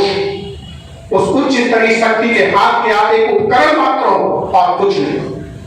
आपके माध्यम से अगर कुछ अच्छा हो रहा है तो भगवत कृपा से हो रहा है, आपका उसमें कोई बहुत बड़ा योगदान नहीं है। पेन अगर लिखती है बहुत अच्छा और उसको ये अहंकार हो जाता है कि मैंने बहुत सुंदर लिखा है, तो ये पेन की मूर्खता है। लिखने वाला तो ये हाथ है, और ये हाथ भी एक जीवंत शरीर से जुड़ा है। तो आपकी भूमिका केवल पेन की है और कुछ नहीं है। आपके पीछे हाथ तो किसी और का है। जैसे अर्जुन ने नहीं जीता था महाभारत, कृष्ण ने जीता था। अर्जुन के पीछे कृष्ण, बाण शरीर अर्जुन का दिख रहा है, लेकिन हर बाण कृष्ण चला रहे थे। और तीसरी बात, आपकी आत्म साधना, आपकी ईश उपासना और आपकी लोक आराधना, इसका जो प्रवाह है वो निरंतर जीवन में अबाधित बना रहे, तो आपका जीवन एक दिन दिव्य और लोकोत्तर महानता के शिखर को जरूर स्पर्श करेगा। इन्हीं शब्दों के साथ मैं अपनी वाणी को विराम देता हूं।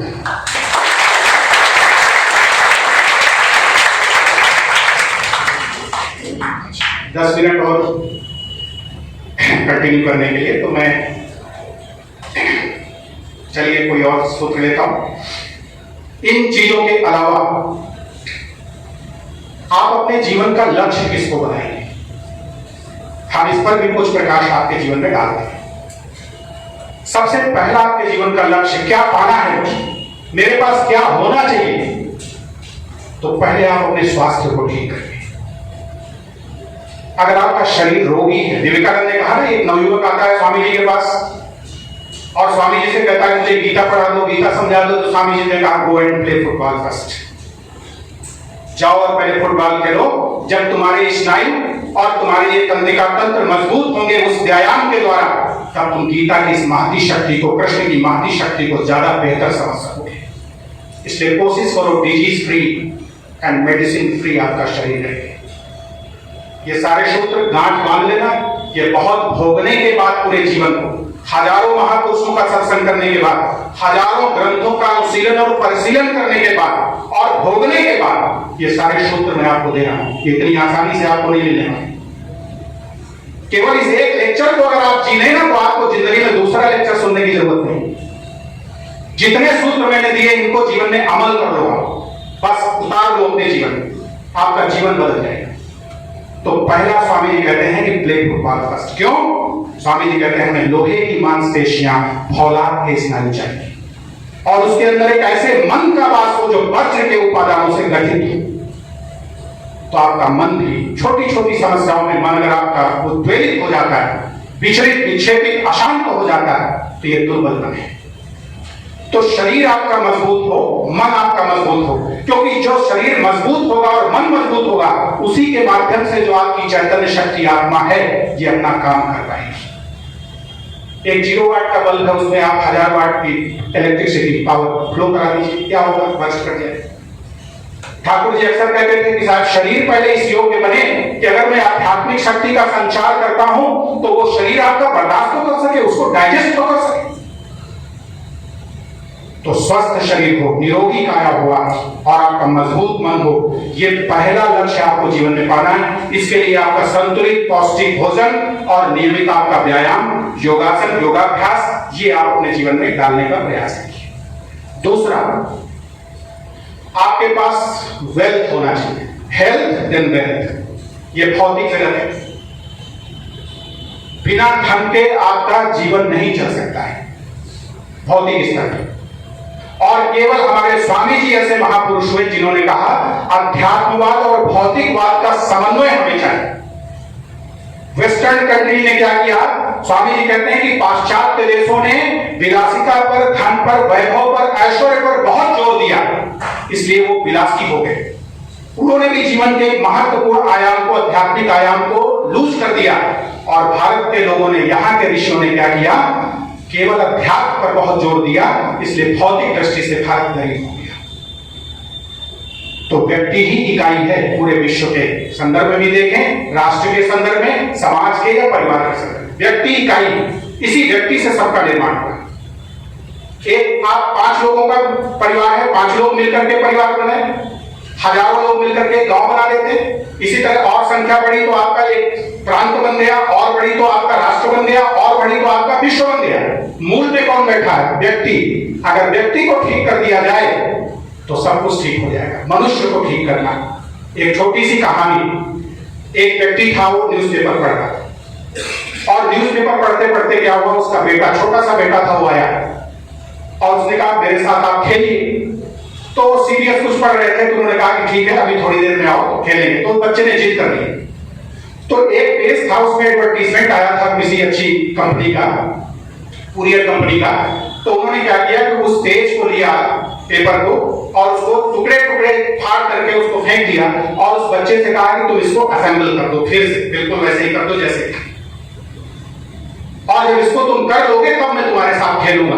तो उस बच्चे ने क्या किया, उसको 5 मिनट में असेंबल कर दिया, ला के रख दिया, लीजिए पिताजी अब आप खेलिए मेरे साथ। तो उन्होंने कहा कि ये तुमने कैसे किया?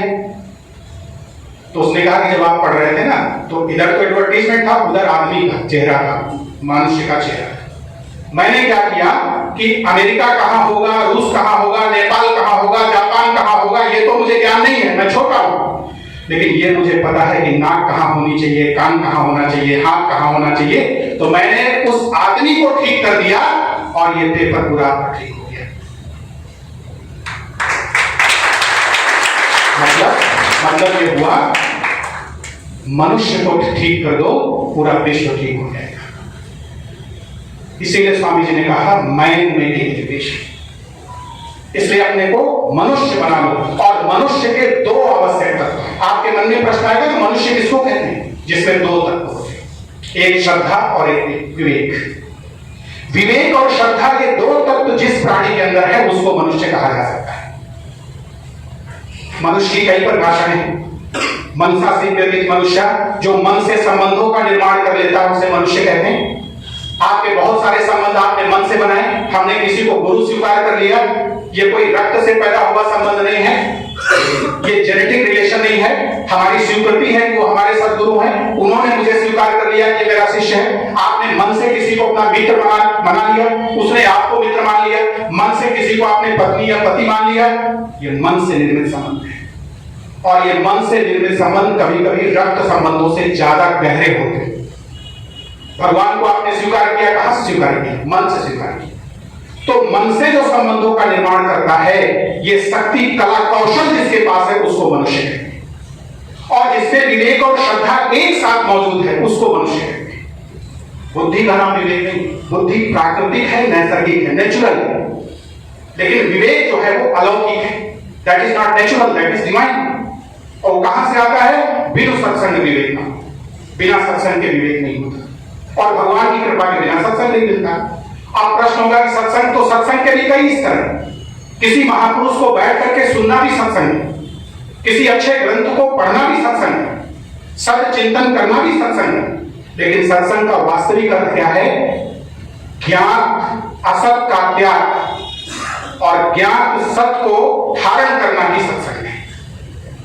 जिसको आप जानते हो कि ये असत है, ये अशुभ है, ये बुरा, ये नकारात्मक है, ये हमारे लिए विषाक्त है, उसका त्याग। हम जानते हैं कि दारू नहीं पीना चाहिए, हम जानते हैं सिगरेट नहीं पीना चाहिए, हम जानते हैं कि हमें अपने नियमों को नहीं तोड़ना चाहिए, हम जानते हैं कि हमें अपशब्द अपवचन प्रवचन नहीं बोलने चाहिए, लेकिन हम बोलते हैं। तो जिस बुराई को आप जानते हो, जो ज्ञान असत है उसको त्यागना, और जो ज्ञान सत्य है, जो अज्ञान सत्य है उसको छोड़ो आप सच्चिदानंद ब्रह्म को, निर्विकल्प समाधि को, जीवन मुक्ति को, बड़ी बड़ी बातें, लेकिन जिसको आप जानते हो कि यह सही है उसको धारण करना, उसको जीना, इसको कहते हैं सत्संग। इससे एक अनुभव आएगा, उस अनुभव से एक अंतर्दृष्टि आएगी, उस अंतर्दृष्टि से बोध आएगा, वहां से विवेक पैदा होगा।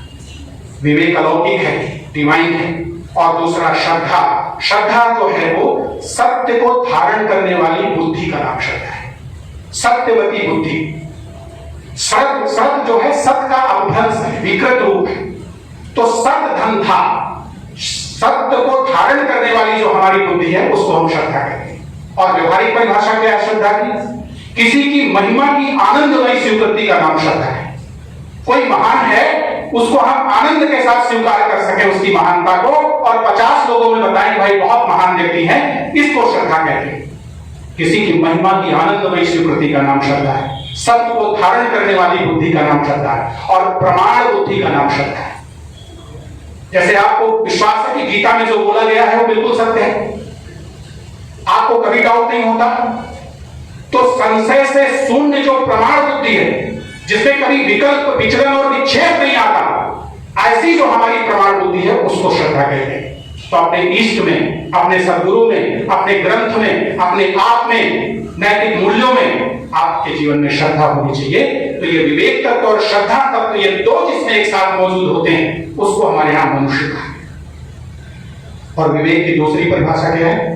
दो चीजें जब मिल जाती, सजाती और विजाती अगर मिल गए, तो दोनों को अलग अलग करने वाली जो विवेचनात्मक बुद्धि और प्रज्ञा है उसको हमारे यहां विवेक कहा जाता है। आप घरों में देखो, जब भोजन बनता है तो चावल निकाल के लाया गया, उसमें कहीं कंकड़ है, कहीं घुन है, कहीं कुछ है, तो उसको बीन करके साफ किया जाता है, चावल को अलग कर लिया जाता है, कंकड़ घुन को अलग कर दिया जाता है। ऐसे ही जीवन में आप देखो, उचित क्या है, अनुचित क्या है, दोनों मिले हुए हैं, तो दोनों को अलग अलग करने वाली न्याय क्या है, अन्याय क्या है, धर्म क्या है, अधर्म क्या है, नित्य क्या है, अनित्य क्या है, जड़ क्या है, चेतन क्या है, आत्म क्या है, अनात्म क्या है, इसको जो पृथक कर सके, ऐसी जो आपकी अंतर प्रज्ञा है उसको हमारे यहां विवेक कहते हैं। तो विवेक और श्रद्धा ये जीवन में लाओ, आपको कदम कदम पर आपको विवेक की जरूरत पड़ेगी। और दो बातें और, निर्णय शक्ति और परिणाम दृष्टि। ये चार चीजें जिस व्यक्ति के पास है ना, वो जीवन में कभी धोखा नहीं खा सकता। एक विवेक शक्ति, दूसरी श्रद्धा। जहां आपका विवेक काम ना करे वहां आपको श्रद्धा से काम लेना है। जहां आपकी बुद्धि नहीं चल रही, विवेक नहीं चल रहा, कुछ समझ में नहीं आ रहा, वहां श्रद्धा की डोरी पकड़ लो, श्रद्धा की टार्च लेकर के आप अपनी यात्रा को पूरा कर सकते हैं। हम सड़क पे खड़े हैं, हमारे पास कोई वाहन नहीं, हमारी जेब में पैसा नहीं, हमारी पर्स कट गई, लेकिन कोई आया, आपने उसको हाथ दिया, रुक गया, आप उसकी कार में बैठ के आप चले, दूसरे की कार से आपने अपना लक्ष्य प्राप्त कर लिया। तो दूसरे की श्रद्धा से, दूसरे के ज्ञान से, दूसरे के विवेक से भी हम अपने जीवन के लक्ष्य तक पहुंच सकते हैं। बहुत सारे लोग जो पढ़े लिखे नहीं, तोटकाचार्य, शंकराचार्य भगवान के शिष्य, कुछ भी नहीं था, उनका एक ही काम था, लंगोटी धुलना और कमंडल लेके पीछे पीछे चलना। और बड़े बड़े शिष्य शंकराचार्य भगवान के, बड़े विद्वान थे, बड़े ज्ञानी थे, उनकी खिल्ली उड़ाते थे। लेकिन भगवान शंकराचार्य ने क्या किया? अपनी कृपा से एक स्पर्श मात्र से उनको आत्मबोध करा दिया, तो भगवान शंकराचार्य के ज्ञान ने उनके प्रति जो श्रद्धा उनकी थी, उसी श्रद्धा ने उन्हें उनके जीवन का लक्ष्य प्राप्त कराया। तो निर्णय शक्ति विवेक के बिना नहीं होगी, और निर्णय अगर आपके ठीक हैं तो जीवन में कभी आपके भटकन और पतन नहीं होगा। जब निर्णय गलत होता है तो एक्शन गलत होता है, एक्शन गलत होता है तो रिजल्ट गलत होते हैं, रिजल्ट गलत होते हैं तो हम सफर करते हैं। इसलिए विवेक, श्रद्धा, निर्णय और परिणाम दृष्टि, प्रत्येक कार्य के परिणाम को आप देख सको, कम से कम उसका एक एहसास कर सको, भांप सको, एक आकलन कर सको, एक अंदाजा लगा सको। आप ये करने जा रहे हैं, इसका परिणाम ये होगा, ये बोलने जा रहे हैं, इसका परिणाम ये होगा। आपके शब्दों का, आपके वचन का, आपके वाक्य का, आपके कर्म का, आपके विचार का, भाव का, वृत्ति का, स्मृति का, चिंतन का, मनन का क्या परिणाम निकलेगा? अगर परिणामदर्शी प्रज्ञा आपके पास है तो आप बचे रहो। ये 4 सूत्र जीवन में आप ले आइए तो आपका जीवन कभी गलत रास्ते पे नहीं जा सकता। आपके सारे निर्णय ठीक होंगे और आप अपने जीने में बहुत कुछ कर पाएंगे। इन्हीं शब्दों के साथ महाराज जी ने मुझे यहाँ पर आने का अवसर दिया, इसके लिए मैं पूज्य महाराज जी का आभारी हूँ और उनके चरणों में मैं कोटि वंदन करता हूँ और उनसे ये आशीर्वाद मांगता हूँ कि ये आशीर्वाद दे मुझे कि मैं ठाकुर जी और स्वामी जी की इस वाणी को, जहां तक मेरा शरीर साथ दे, मैं उनके इस महान कार्य को करता रहूं। बहुत बहुत धन्यवाद सर। वास्तव में सर ने जितनी बात बताई ये हमें सत्संगति के द्वारा ही मिलती है। सर ने उस पर भी प्रकाश डाला और इसी काशी के 2 पुत्रों ने, एक तुलसी ने और एक कबीर ने, बड़े अच्छे शब्द में कहा है। तुलसी जी ने तो इतना तक कर दिया है, सत सुधरई सत्संगति पाई, पारस परस बुधात सुहाई। और कबीर तो कहते हैं, कबीरा संगति सारू की, बेगी कलीजे जाए, दुर्मति दूरी गवाई सी, बेगी रसिक जाए। तो इतना महत्व है सत्संगत का। सर ने बताया अभी कि ये सत्संगति भी अल्टीमेटली तो ठीक है, ये ग्रेस है ईश्वर का जिससे हमें मिलता है। जैसे सर ने कहा था, बिनु सत्संग विवेक न हुई और राम कृपा भी सुलभ न सोई। परंतु हम कितने सौभाग्यशाली हैं कि ऐसे संगति का हमें सौभाग्य मिला। और स्वामी जी के तत्वों को जो हमें पॉइंट वाइज सर ने बताया, actually they are the power capsule, जिसको हम अगर डाइजेस्ट कर लें अच्छे से तो हमारे जीवन को पूरा बदल देगा। और सर ने शंकराचार्य जी का नाम लिया तो अनायास ही सत्संगति के ऊपर मुझे याद आ गया। शंकराचार्य जी ने कहा था, सत्संगत्वे निस्संगत्वम, निस्संगत्वे निर्मोहत्वम, निर्मोहत्वे निश्चलतत्वम, निश्चलतत्वे जीवन मुक्ति। अल्टीमेट एम सत्संगति का कहां तक ले जा सकता है, ये हमें पता चलता है शंकराचार्य के 2 सूत्रों में, जब उन्होंने कहा कि इसी संगति के द्वारा अल्टीमेट वॉइस ऑफ फ्रीडम, जो स्वामी जी भी कह रहे हैं, वहां तक हम अल्टीमेटली फील हो सकते हैं। अब मैं टाइम शेष हो जाए तो बाकी My question is that I am in a 12th grade student. My goal is fixed, but sometimes I feel very depressed towards my goal when I talk to my friends with same. So how I feel optimistic towards my goal? ऐसे लोगों से दूर रहो, मैंने अपने lectures में बोला था। क्योंकि ये डिप्रेशन, नेगेटिविटी क्या है, संक्रामक है। तो ये जैसे छूत की बीमारी होती है ना एक से दूसरे में, तो वैसे ही आप ऐसे लोगों से, नेगेटिव लोगों से दूर रहें और अपने मेंटल एनवायरनमेंट को आप पॉजिटिव रखें। उसके लिए अच्छी किताबें पढ़ें, अच्छे विचारों को सोचें। और बहुत से ऐसे बच्चे होंगे जो निश्चित रूप से ऑप्टिमिस्टिक होंगे, पॉजिटिव होंगे, तो उनकी कंपनी आप करें। प्रैक्टिकल सॉल्यूशन ये है। निखिल शारदा ने पूछा है, how does the concept of Brahman in Advaita Vedanta and Bhagwan in द्वैत वेदांत coincide? They are seemingly contrasting virtues and the ultimate reality, where one emphasizes on oneness and the other on duality. Which one to follow? Which one is more precise? शाम में इसमें दोनों ही अपनी जगह ठीक हैं। ये प्रश्न एक बार हनुमान जी से भगवान राम ने पूछा कि आप मुझे किस दृष्टि से देखते हो? तो हनुमान जी ने कहा कि जब मैं देह में बैठा होता हूं, देह में जब आसन लगा के आपको देखता हूं, तो आप मेरे स्वामी हैं और मैं आपका सेवक हूं। देह बुद्धिया दासो अस्मि, जीव बुद्धिया तुलंसका। और जब मैं अपने को जीव मानता हूं, तो आपका अंश, आप अंशी हैं, जैसे समुद्र से लहर, लहर उसकी अंश है और समुद्र अंशी। और जब आत्म दृष्टि से देखता हूं, चैतन्य दृष्टि से, तो मुझ में और आप में कोई भेद नहीं है, जो आप है वही मैं। तो जो द्वैतवाद है वो देह दृष्टि से, वहां पर एक संबंध की स्वीकृति है और संबंध बिना द्वैत के नहीं हो सकता है। और अद्वैत क्या है? वो परम तत्व की बात है। तो अपनी जगह दोनों ठीक है। ये एक तरह से एक सोपान है। पहली अनुभूति आपको है कि मैं देह हूं, मेडिकल, उससे ऊपर उठेंगे तो मैं जीव हूं, और उससे ऊपर उठेंगे तो मैं आत्मा हूं या अहम ब्रह्मास्मि की अनुभूति। तो इसमें कोई बहुत अंतर नहीं है। सोपान, भगवान शब्द का अर्थ बिल्कुल अलग होता है। भगवान है ऐश्वर्य और भगवान माने स्वामी। जिसके पास ऐश्वर्य है, श्री है, वैराग्य है, ज्ञान है, धर्म है, मोक्ष है, ये ऐश्वर्य 6 ऐश्वर्य बोले हैं। ऐश्वर्य शब्द का अर्थ होता है कि जो असंभव को संभव करने की सामर्थ्य अपने अंदर रखता है, उसको कहते हैं कि वो ऐश्वर्यशाली। जो हम नहीं कर सकते, भगवान वही है ना कि कर तुम अकर तुम अन्यथा कर तुम। जो असंभव उसको भी तो संभव कर सके, ये सामर्थ्य जिसके पास है उसको ईश्वर कहते हैं। तो ये 6 ऐश्वर्य जिसके पास अनंत, असीम और अक्षय मात्रा में विद्यमान है, चाहे जगत को कितना भी वो दान करे लेकिन उसका खजाना कभी खाली नहीं होता, उसको हम भगवान कहते हैं। और जो अद्वैत तत्व है वो निष्क्रिय और निरंजन है, निराकार है। वहां गुण नहीं, वहां कोई ऐश्वर्य नहीं। तो अगर आपको कंप्लीट पीस चाहिए, बिल्कुल निरवय शांति चाहिए, तो आप अद्वैत की उपासना करिए, निर्गुण निराकार।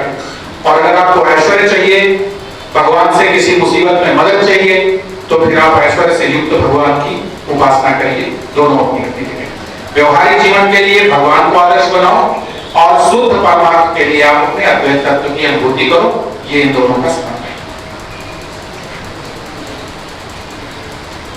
अतुलित Kumar ji, central boys school, अगर हर कुछ ईश्वर द्वारा किया जाता है तो अच्छे कर्म करने को क्यों कहा जाता है? There is no control in our hands.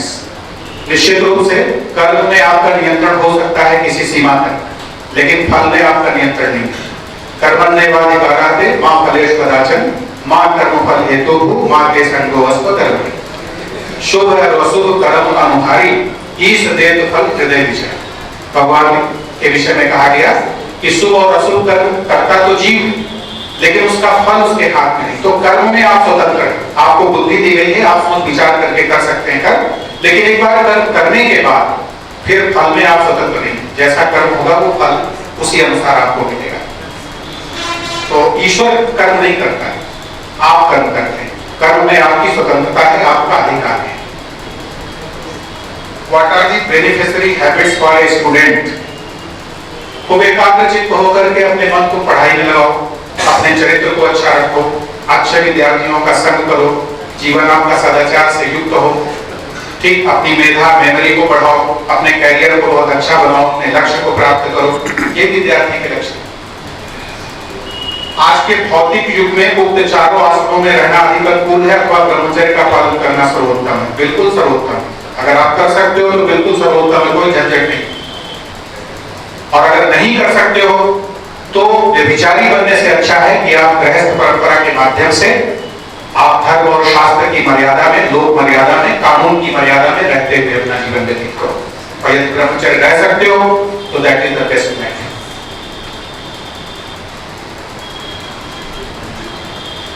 Question है कि जब मैं ध्यान साधना में बैठता हूं तो मेरे मन में बहुत सारे थॉट्स आते हैं, मैं बहुत कम समय के लिए ही ध्यान कर पाता हूं, लगा पाता हूं, और मैं अपने गुरु को कैसे ढूंढूं? जब ध्यान में बैठते हो ना तो ये चर्निंग ऑफ माइंड है। जैसे एक कवात है, एक शीशी में स्याही भरी हुई, बहुत दिन से वो रखी है आपके यहाँ, साल भर हो गया, स्याही उसमें सूख गई। अब उसको आपको साफ करना है, तो पानी आपने उसमें डाला तो क्या होगा? पहले स्याही निकलेगी, जो घुलेगी स्याही वो धीरे धीरे स्याही निकलेगी। पानी आप डालते रहो, फिर उसको फेंकते रहो, डालते रहो, निकालते रहो। एक समय ऐसा आएगा कि वो साफ हो जाए। तो अभी जो सबकॉन्शियस माइंड में, अनकॉन्शियस माइंड में बहुत सारे संस्कार बैठे हुए हैं, जो इंप्रेशंस या इम्प्लायंस बोलते हैं इनको, तो वो धीरे धीरे जब आप मेडिटेशन करते हैं तो चर्निंग ऑफ माइंड होती है, तो वो ऊपर आते हैं। तो हमें लगता है कि अभी तक तो ठीक था, आप ध्यान करने बैठे तो और ज्यादा परेशानी बढ़ गई, तो आप कंटिन्यू करिए, परसिस्ट करिए। धीरे धीरे जैसे जैसे वो विचार बाहर निकलेंगे आप हल्के होते जाओगे, और एक समय आएगा, लंबा समय चाहिए, क्योंकि ये जो ध्यान साधना, योग साधना, तपस्या, भक्ति, भजन, ये बहुत लंबे समय के बाद अपना फल देते हैं। जब आपका चित्त और अंतःकरण बिल्कुल निर्मल और शुद्ध हो जाता है, तो आप इसको कंटिन्यू करें। एक अच्छे शिष्य बनने के सारे लक्षण अपने जीवन में आप लाइए। गुरु आपको स्वयं मिल जाए, गुरु को ढूंढने की जरूरत नहीं, गुरु आपको खुद ही ढूंढ लेंगे। जब आप उस लेवल पे आ जाएंगे, जो व्यक्ति जिस स्तर का होता है उसको उसी स्तर का गुरु मिलता है। जब आप कक्षा 8 में होते हो ना, तो ट्यूशन पढ़ाने कौन आता है? जो कक्षा 8 के स्तर का है। जब आप बीएससी में हो तो उस लेवल का व्यक्ति मिलता है, जब आप रिसर्च कर रहे हो तो उस लेवल का व्यक्ति मिलता है। तो जो आपका स्तर होगा, आपकी योग्यता और पात्रता के अनुसार गुरु आपको मिल जाएंगे। ये नैसर्गिक व्यवस्था परमात्मा की तरफ से है, गुरु को ढूंढने की जरूरत नहीं। What was thought of Swami Vivekanand, सनातन धर्मान सनातन धर्म? Please elaborate in detail. Detail में इलेबोरेट करने की समय सीमा नहीं है। सनातन धर्म ही आपका सर्वश्रेष्ठ है, और यही वैज्ञानिक और तार्किक है, और सच कहा जाए तो यही एक धर्म। बाकी सब पंथ किसी व्यक्ति के द्वारा जो शुरू किया जाता है उसको मत और मजहब कहते हैं, वो पंथ है। ये सनातन धर्म किसी व्यक्ति के द्वारा नहीं शुरू किया गया। हमारे जो ऋषि लोग थे वो सत्य और मंत्रों के दृष्टा, सत्य और मंत्रों के दृष्टा थे, वो सृष्टा नहीं। महात्मा बुद्ध से पहले बौद्ध धर्म कहां था? जीसस क्राइस्ट से पहले ईसाई धर्म कहां था? महावीर जैन से पहले, महावीर से पहले आपका जैन धर्म कहां था? मोहम्मद से पहले इस्लाम कहां था? तो इनकी सबकी डेट ऑफ बर्थ है, और जिसकी डेट ऑफ बर्थ होती है ना, भगवान ने गीता में कहा है जिसका जन्म उसकी मृत्यु। जिनकी डेट ऑफ बर्थ है तो डेट ऑफ डेथ भी एक दिन होगी। देखिए हमारा जो सनातन धर्म है, coming from the eternity of time. सनातन का मतलब क्या होता है? सनातन का मतलब है कि अनादिकाल से चला रहा है, अति प्राचीन होते हुए भी जो नित्य नूतन है, अनादि रूप से जो प्राचीन है और फिर भी नित्य नूतन है। जैसे गीता कभी आपको अप्रासंगिक नहीं लगती, पुरानी नहीं लगती। 5000 साल से मानव जीवन की समस्याओं का समाधान गीता दे रही है, और आगे भी देती रहेगी जब तक ये सृष्टि रहेगी। विवेकानंद कभी अप्रासंगिक नहीं।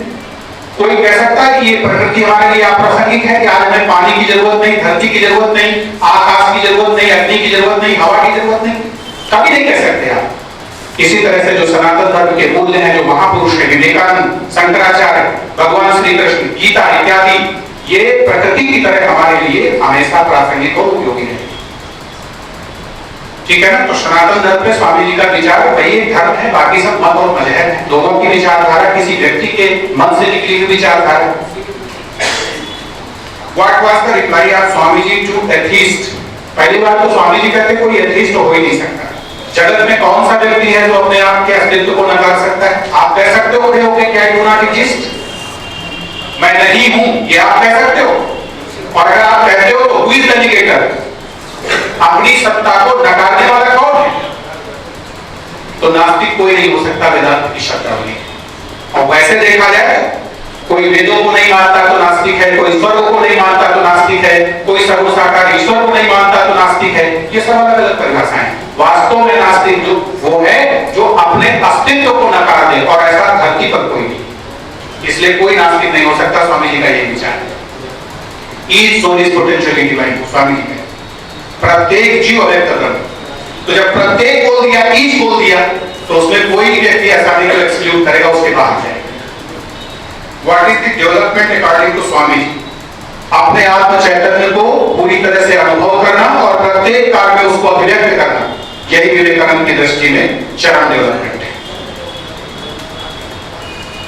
दिव्यांशु सांस्कृत जीवन संघर्षों से व्याप्त है, और कई अवसर पर हमें एकाग्रता बनाए रखने में अत्यंत मुश्किल होती है, क्योंकि आखिरकार ये मनुष्य प्रवृत्ति तो है ही। अथवा आजकल युवाओं में मुख्यतः छात्रों द्वारा आप शब्दों का प्रयोग आधुनिकता अथवा कुल दिखना मानते हैं। तो इस विषय पर आपका क्या संदेश व सुझाव है?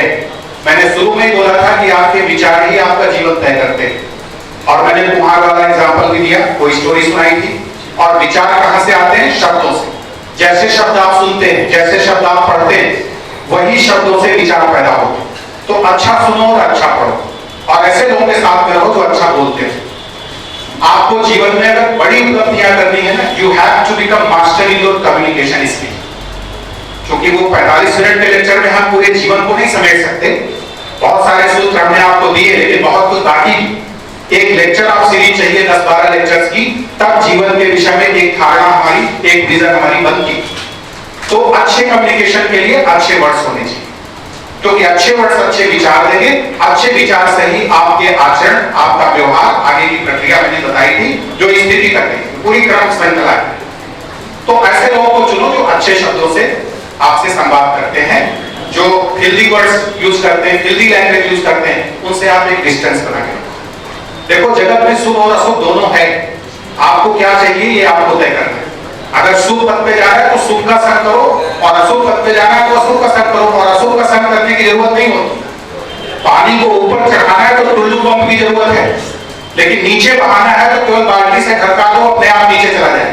तो मन की जो नैसर्गिक प्रवृत्ति है वो डाउनवर्ड, अधोगामी, और मन को जब ऊपर ले जाना है तो उसके लिए आपको प्रयास करना है, मेडिटेशन करना, प्राणायाम करना, सत्संग करना, स्वाध्याय करना, ये सब करना पड़ता है। तो आप अच्छे लोगों का साथ चुनिए, यही उपाय। यदि ईश्वर बुराई को समाप्त करना चाहता है कि तू कर नहीं पाता तो सर्वशक्तिमान कैसे? यदि कर सकता है कि तू करना नहीं चाहता तो अच्छा कैसे? यदि वो बुराई समाप्त कर सकता है और करना चाहता है तो बुराई आती कहां से? और अगर वो ना बुराई समाप्त कर सकता, ना ही समाप्त करना चाहता है तो ईश्वर कैसे? ये राजर्षि मिश्रा जी ने पूछा। ये सब उलझे हुए पैराडॉक्सिकल प्रॉब्लम्स हैं, ठीक है? इसका कोई जवाब नहीं है। ये भगवान की लीला है, वो चाहे तो सब कुछ कर सकता है। पलक झपकते जो सृष्टि रच सकता है वो सबको समाप्त कर सकता है। लेकिन वेदांत इसका यही उत्तर देता है कि ये जगत भगवान की लीला है, ठीक है ना? और लीला के पीछे कोई हेतु नहीं, उनको आनंद आ रहा है। जैसे आप बचपन में बहुत सारे बच्चों को इकट्ठा करके खेल करते हैं, लाइए ये खेल खिलाइए, घर बनाते हैं, सब कुछ बनाते हैं, उसके बाद जब चलते समय एक लात मार के बिगाड़ देते हैं। तो आपसे पूछा जाए क्यों कर रहे हो, तो आप बोल रहे कि हमारा खेल है। तो ये जगत भी भगवान का खेल है, और सारे प्रश्न उसके लिए खेल है।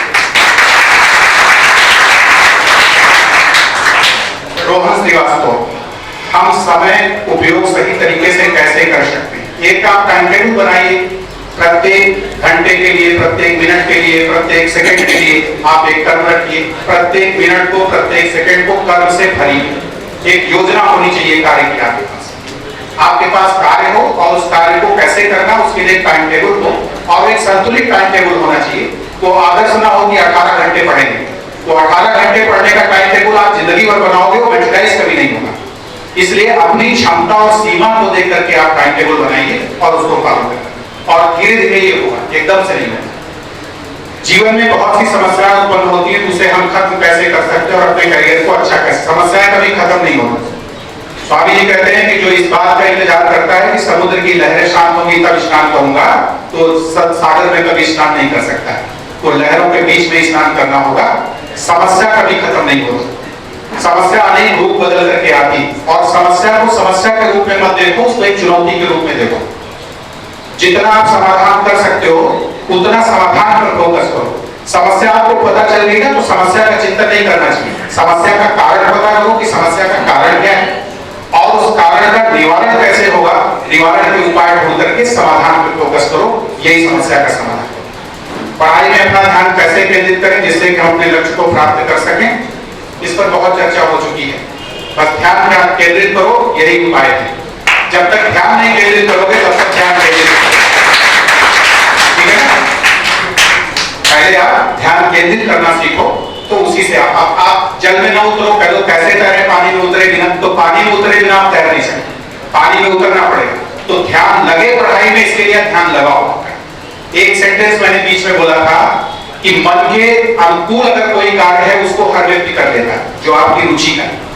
लेकिन स्वामी जी कहते हैं कि जो प्रत्येक उपयोगी कार्य को अपनी रुचि या मन के अनुकूल बना लेता है, या अपने मन को उस कार्य के अनुकूल बना लेता है, वो महापुरुष होता है। तो आप ऐसे बनने का प्रयास करो। अगर आपका कार्य आपके प्रतिकूल है तो आप अपने मन को उसके अनुकूल बनाओ। how I make a balance to learn modern technology and innovations and ancient Hindu ethics and ways. उसमें कोई दिक्कत नहीं, कोई भी करण उपकरण कभी गलत नहीं होता, चाकू कभी भी गलत नहीं होती, चाकू का प्रयोग करने वाला जो प्रयोगता होता है वो गलत होता है। उस चाकू से सेब काट के खाओ, सब्जी काट के खाओ, कोई दिक्कत नहीं, और उसी चाकू से किसी गर्दन काट तो आप जेल में पड़े होंगे, पुलिस के डंडे खा रहे होंगे। तात्पर्य क्या है कि टेक्नोलॉजी, चाहे आपका मोबाइल हो, लैपटॉप, कुछ भी हुआ, आप उसका अगर बहुत अच्छा उपयोग करते हो, इसी पे इतने अच्छे अच्छे लेक्चर्स पढ़े हुए हैं, ज्ञान की इतनी बातें हैं कि बहुत सारे बच्चे तो मोबाइल से ही तैयारी करके आईएएस पीसीएस बन रहे हैं। तो उसका उपयोग किस लिए आप करते हो इस पर निर्भर करता है। तो टेक्नोलॉजी जो है आपके भौतिक विकास के लिए है, और जो हमारा दर्शन है, जो एथिक्स है, ये आपके नैतिक और आध्यात्मिक विकास के लिए है। तो दोनों का उपयोग आप इस रूप में कर सकते हैं। In the overall session, the one thing that is mentioned is to believe in God, and also one of the main philosophy of various sects and religions. But I want to ask a question that may contain pretty unusual, but it is important. I can know its answer from you. I want to ask a question that कुछ समझ में नहीं आ रहा आपका प्रश्न। अर्णव प्रसाद जी का है। My question is, what is the difference between absence of evidence of God and evidence of absence of it? I know you may answer it easily by what one believes in it. मतलब ईश्वर की सत्ता के विषय में है प्रश्न कि वो है कि नहीं है। तो विनम्रता के साथ एक निवेदन है कि वो है। ये पूरी प्रकृति आपने नहीं बनाई, ठीक? किसने बनाया? और आप हैं ना, तो आप कहां से हैं? आप बोलेंगे अपने पिता और माता से पैदा हुए, वो कहां से हुई? तो अपने माता पिता से, वो कहां से हुई? तो जरा इस श्रृंखला को ले जाओ। तो हाँ, तो जिसका पिता और माता कोई नहीं है, लेकिन जो सबका माता पिता है, ऐसी जो स्वयंभू सत्ता है, उसको हमारे यहाँ ईश्वर कहा जाता है। और कर्म फल जो दे सकती, कर्म फल देने की सामर्थ्य जिसके अंदर है, ईश्वर की सबसे बड़ी जो प्रामाणिकता है वो कर्म फल देने से बनती है। एक तो सृष्टि का रचयिता, प्रकृति का रचयिता, क्योंकि कर्म फल देने की क्षमता किसी और में नहीं। मैं थोड़ा सा इंडिकेट करूंगा। देश के जो बड़े टॉप पे माफिया हैं, योगी जी से पहले किसी की हिम्मत नहीं हुई उनको उनके कर्म का फल देने की। रावण को उसके कर्म का फल देने की सामर्थ्य किसी में थी? हिरण्यकश्यप में थी? या हिरण्यकश्यप के कर्मों का फल देने की सामर्थ्य नहीं? कंस, शिशुपाल, क्योंकि इतने सामर्थ्यशाली थे कि किसी की औकात नहीं थी कि उनके कर्म का फल उन तक पहुंचा दे। तो जो सत्ता किसी के कर्म का फल उस तक पहुंचा रही है कर्ता तक, उसके पास 6 क्वालिटीज होनी चाहिए, तब वो किसी को उसके कर्म का फल दे सकती है। पहला, सर्वशक्तिमान होना चाहिए। आप गलत करो और कह दो नहीं मैं अपने कर्म का फल तो नहीं भोगूंगा, जो आपको करना है कर लीजिए, तो उसमें इतनी सामर्थ्य हो कि तुम्हारे कर्म का फल तुमसे भोगवा सके। और ये सामर्थ्य राम में थी जो रावण से भोगवाया, ये कृष्ण में थी जो कंस से शिशुपाल से भोगवाया। तो सर्वशक्तिमत्ता के बिना कोई कर्म का फल नहीं दे सकता। मीमांसा दर्शन भी कहता है कि कर्म स्वयं फल देता है, गलत है। कर्म जड़ है और जड़ कर्मों के द्वारा संपादित किया जाता है, ज्ञान का अंश उसमें नहीं होता, लिहाजा वो ये निर्णय नहीं कर सकता कि किस कर्म का फल क्या बनेगा, इसलिए कर्म स्वयं फल नहीं दे सकता। कर्ता को यह अधिकार नहीं, क्योंकि अगर कर्ता को यह अधिकार होता तो प्रत्येक कर्ता अपने कर्म का फल सफलता, सुख, समृद्धि, अनुकूलता बना देता। कोई लड़का फेल नहीं होना चाहता। हम कंपटीशन में बैठेंगे तो क्या फेल होने के लिए बैठेंगे? हमारे हाथ में अगर ये स्वतंत्रता, अधिकार, सामर्थ्य होती कि अपने कर्म का फल हम पैदा कर लें, तो हर लड़का अपने कर्म का फल अपनी सफलता बनाता, लेकिन वो आपके हाथ में नहीं। तो कर्म के हाथ में फल देने का सामर्थ्य नहीं, क्योंकि वो जड़ है। कर्ता के हाथ में स्वयं नहीं है, क्योंकि वो अल्पज्ञ है, अल्प शक्ति है। तो एक तीसरी सत्ता हमें माननी पड़ती है जो सर्वशक्तिमान हो, सर्वज्ञ। उसको मालूम है केवल आप इस जन्म में नहीं, जो आपकी प्रवृत्तियां अलग अलग हैं, अलग अलग चीजें आपकी रुचि की हैं, इससे ये प्रमाणित है कि इसके पहले भी आप अनेक जन्मों में जी चुके हैं। और जो अभ्यास संस्कार आपके बने हुए उसके अनुसार अलग अलग व्यक्ति की रुचि, तो पिछले सभी जन्मों में जो कर्म आपने किए उनकी और आज के क्रियमाण कर्म के साथ उसकी बैलेंस चीज क्या बनेगी, ये केवल ईश्वर जान सकता है। सर्वज्ञ होना चाहिए। कौन सा कर्म किस भाव से कर रहे हो, इंटेंशन और मोटिव क्या है, उसको अंतर्यामी होना पड़ेगा। ईश्वर सर्वभूतानां हृदय से अर्जुन तिष्ठति भ्राम्यन् सर्वभूतानि यन्त्रारूढानि मायया अहम आत्मा गुडाकेश सर्वभूता से स्थिता अहमादिश्च मध्यम च भूतानामन्तेव च। भगवान ने गीता में स्पष्ट किया है, वो हृदय में बैठा है, अंतर्यामी, अविनाशी है, नित्य है। पिछले सारे जन्मों में आपने जो जो किया, जहां जहां रह के, सब उसको पता हुआ है और सर्वव्यापी है। यहाँ क्राइम करके आप अमेरिका भाग जाओ तो पहले से आपका स्वागत करने के लिए वहां बैठा हुआ है, क्या हो बेटा, हम यही आपका स्वागत करते हैं।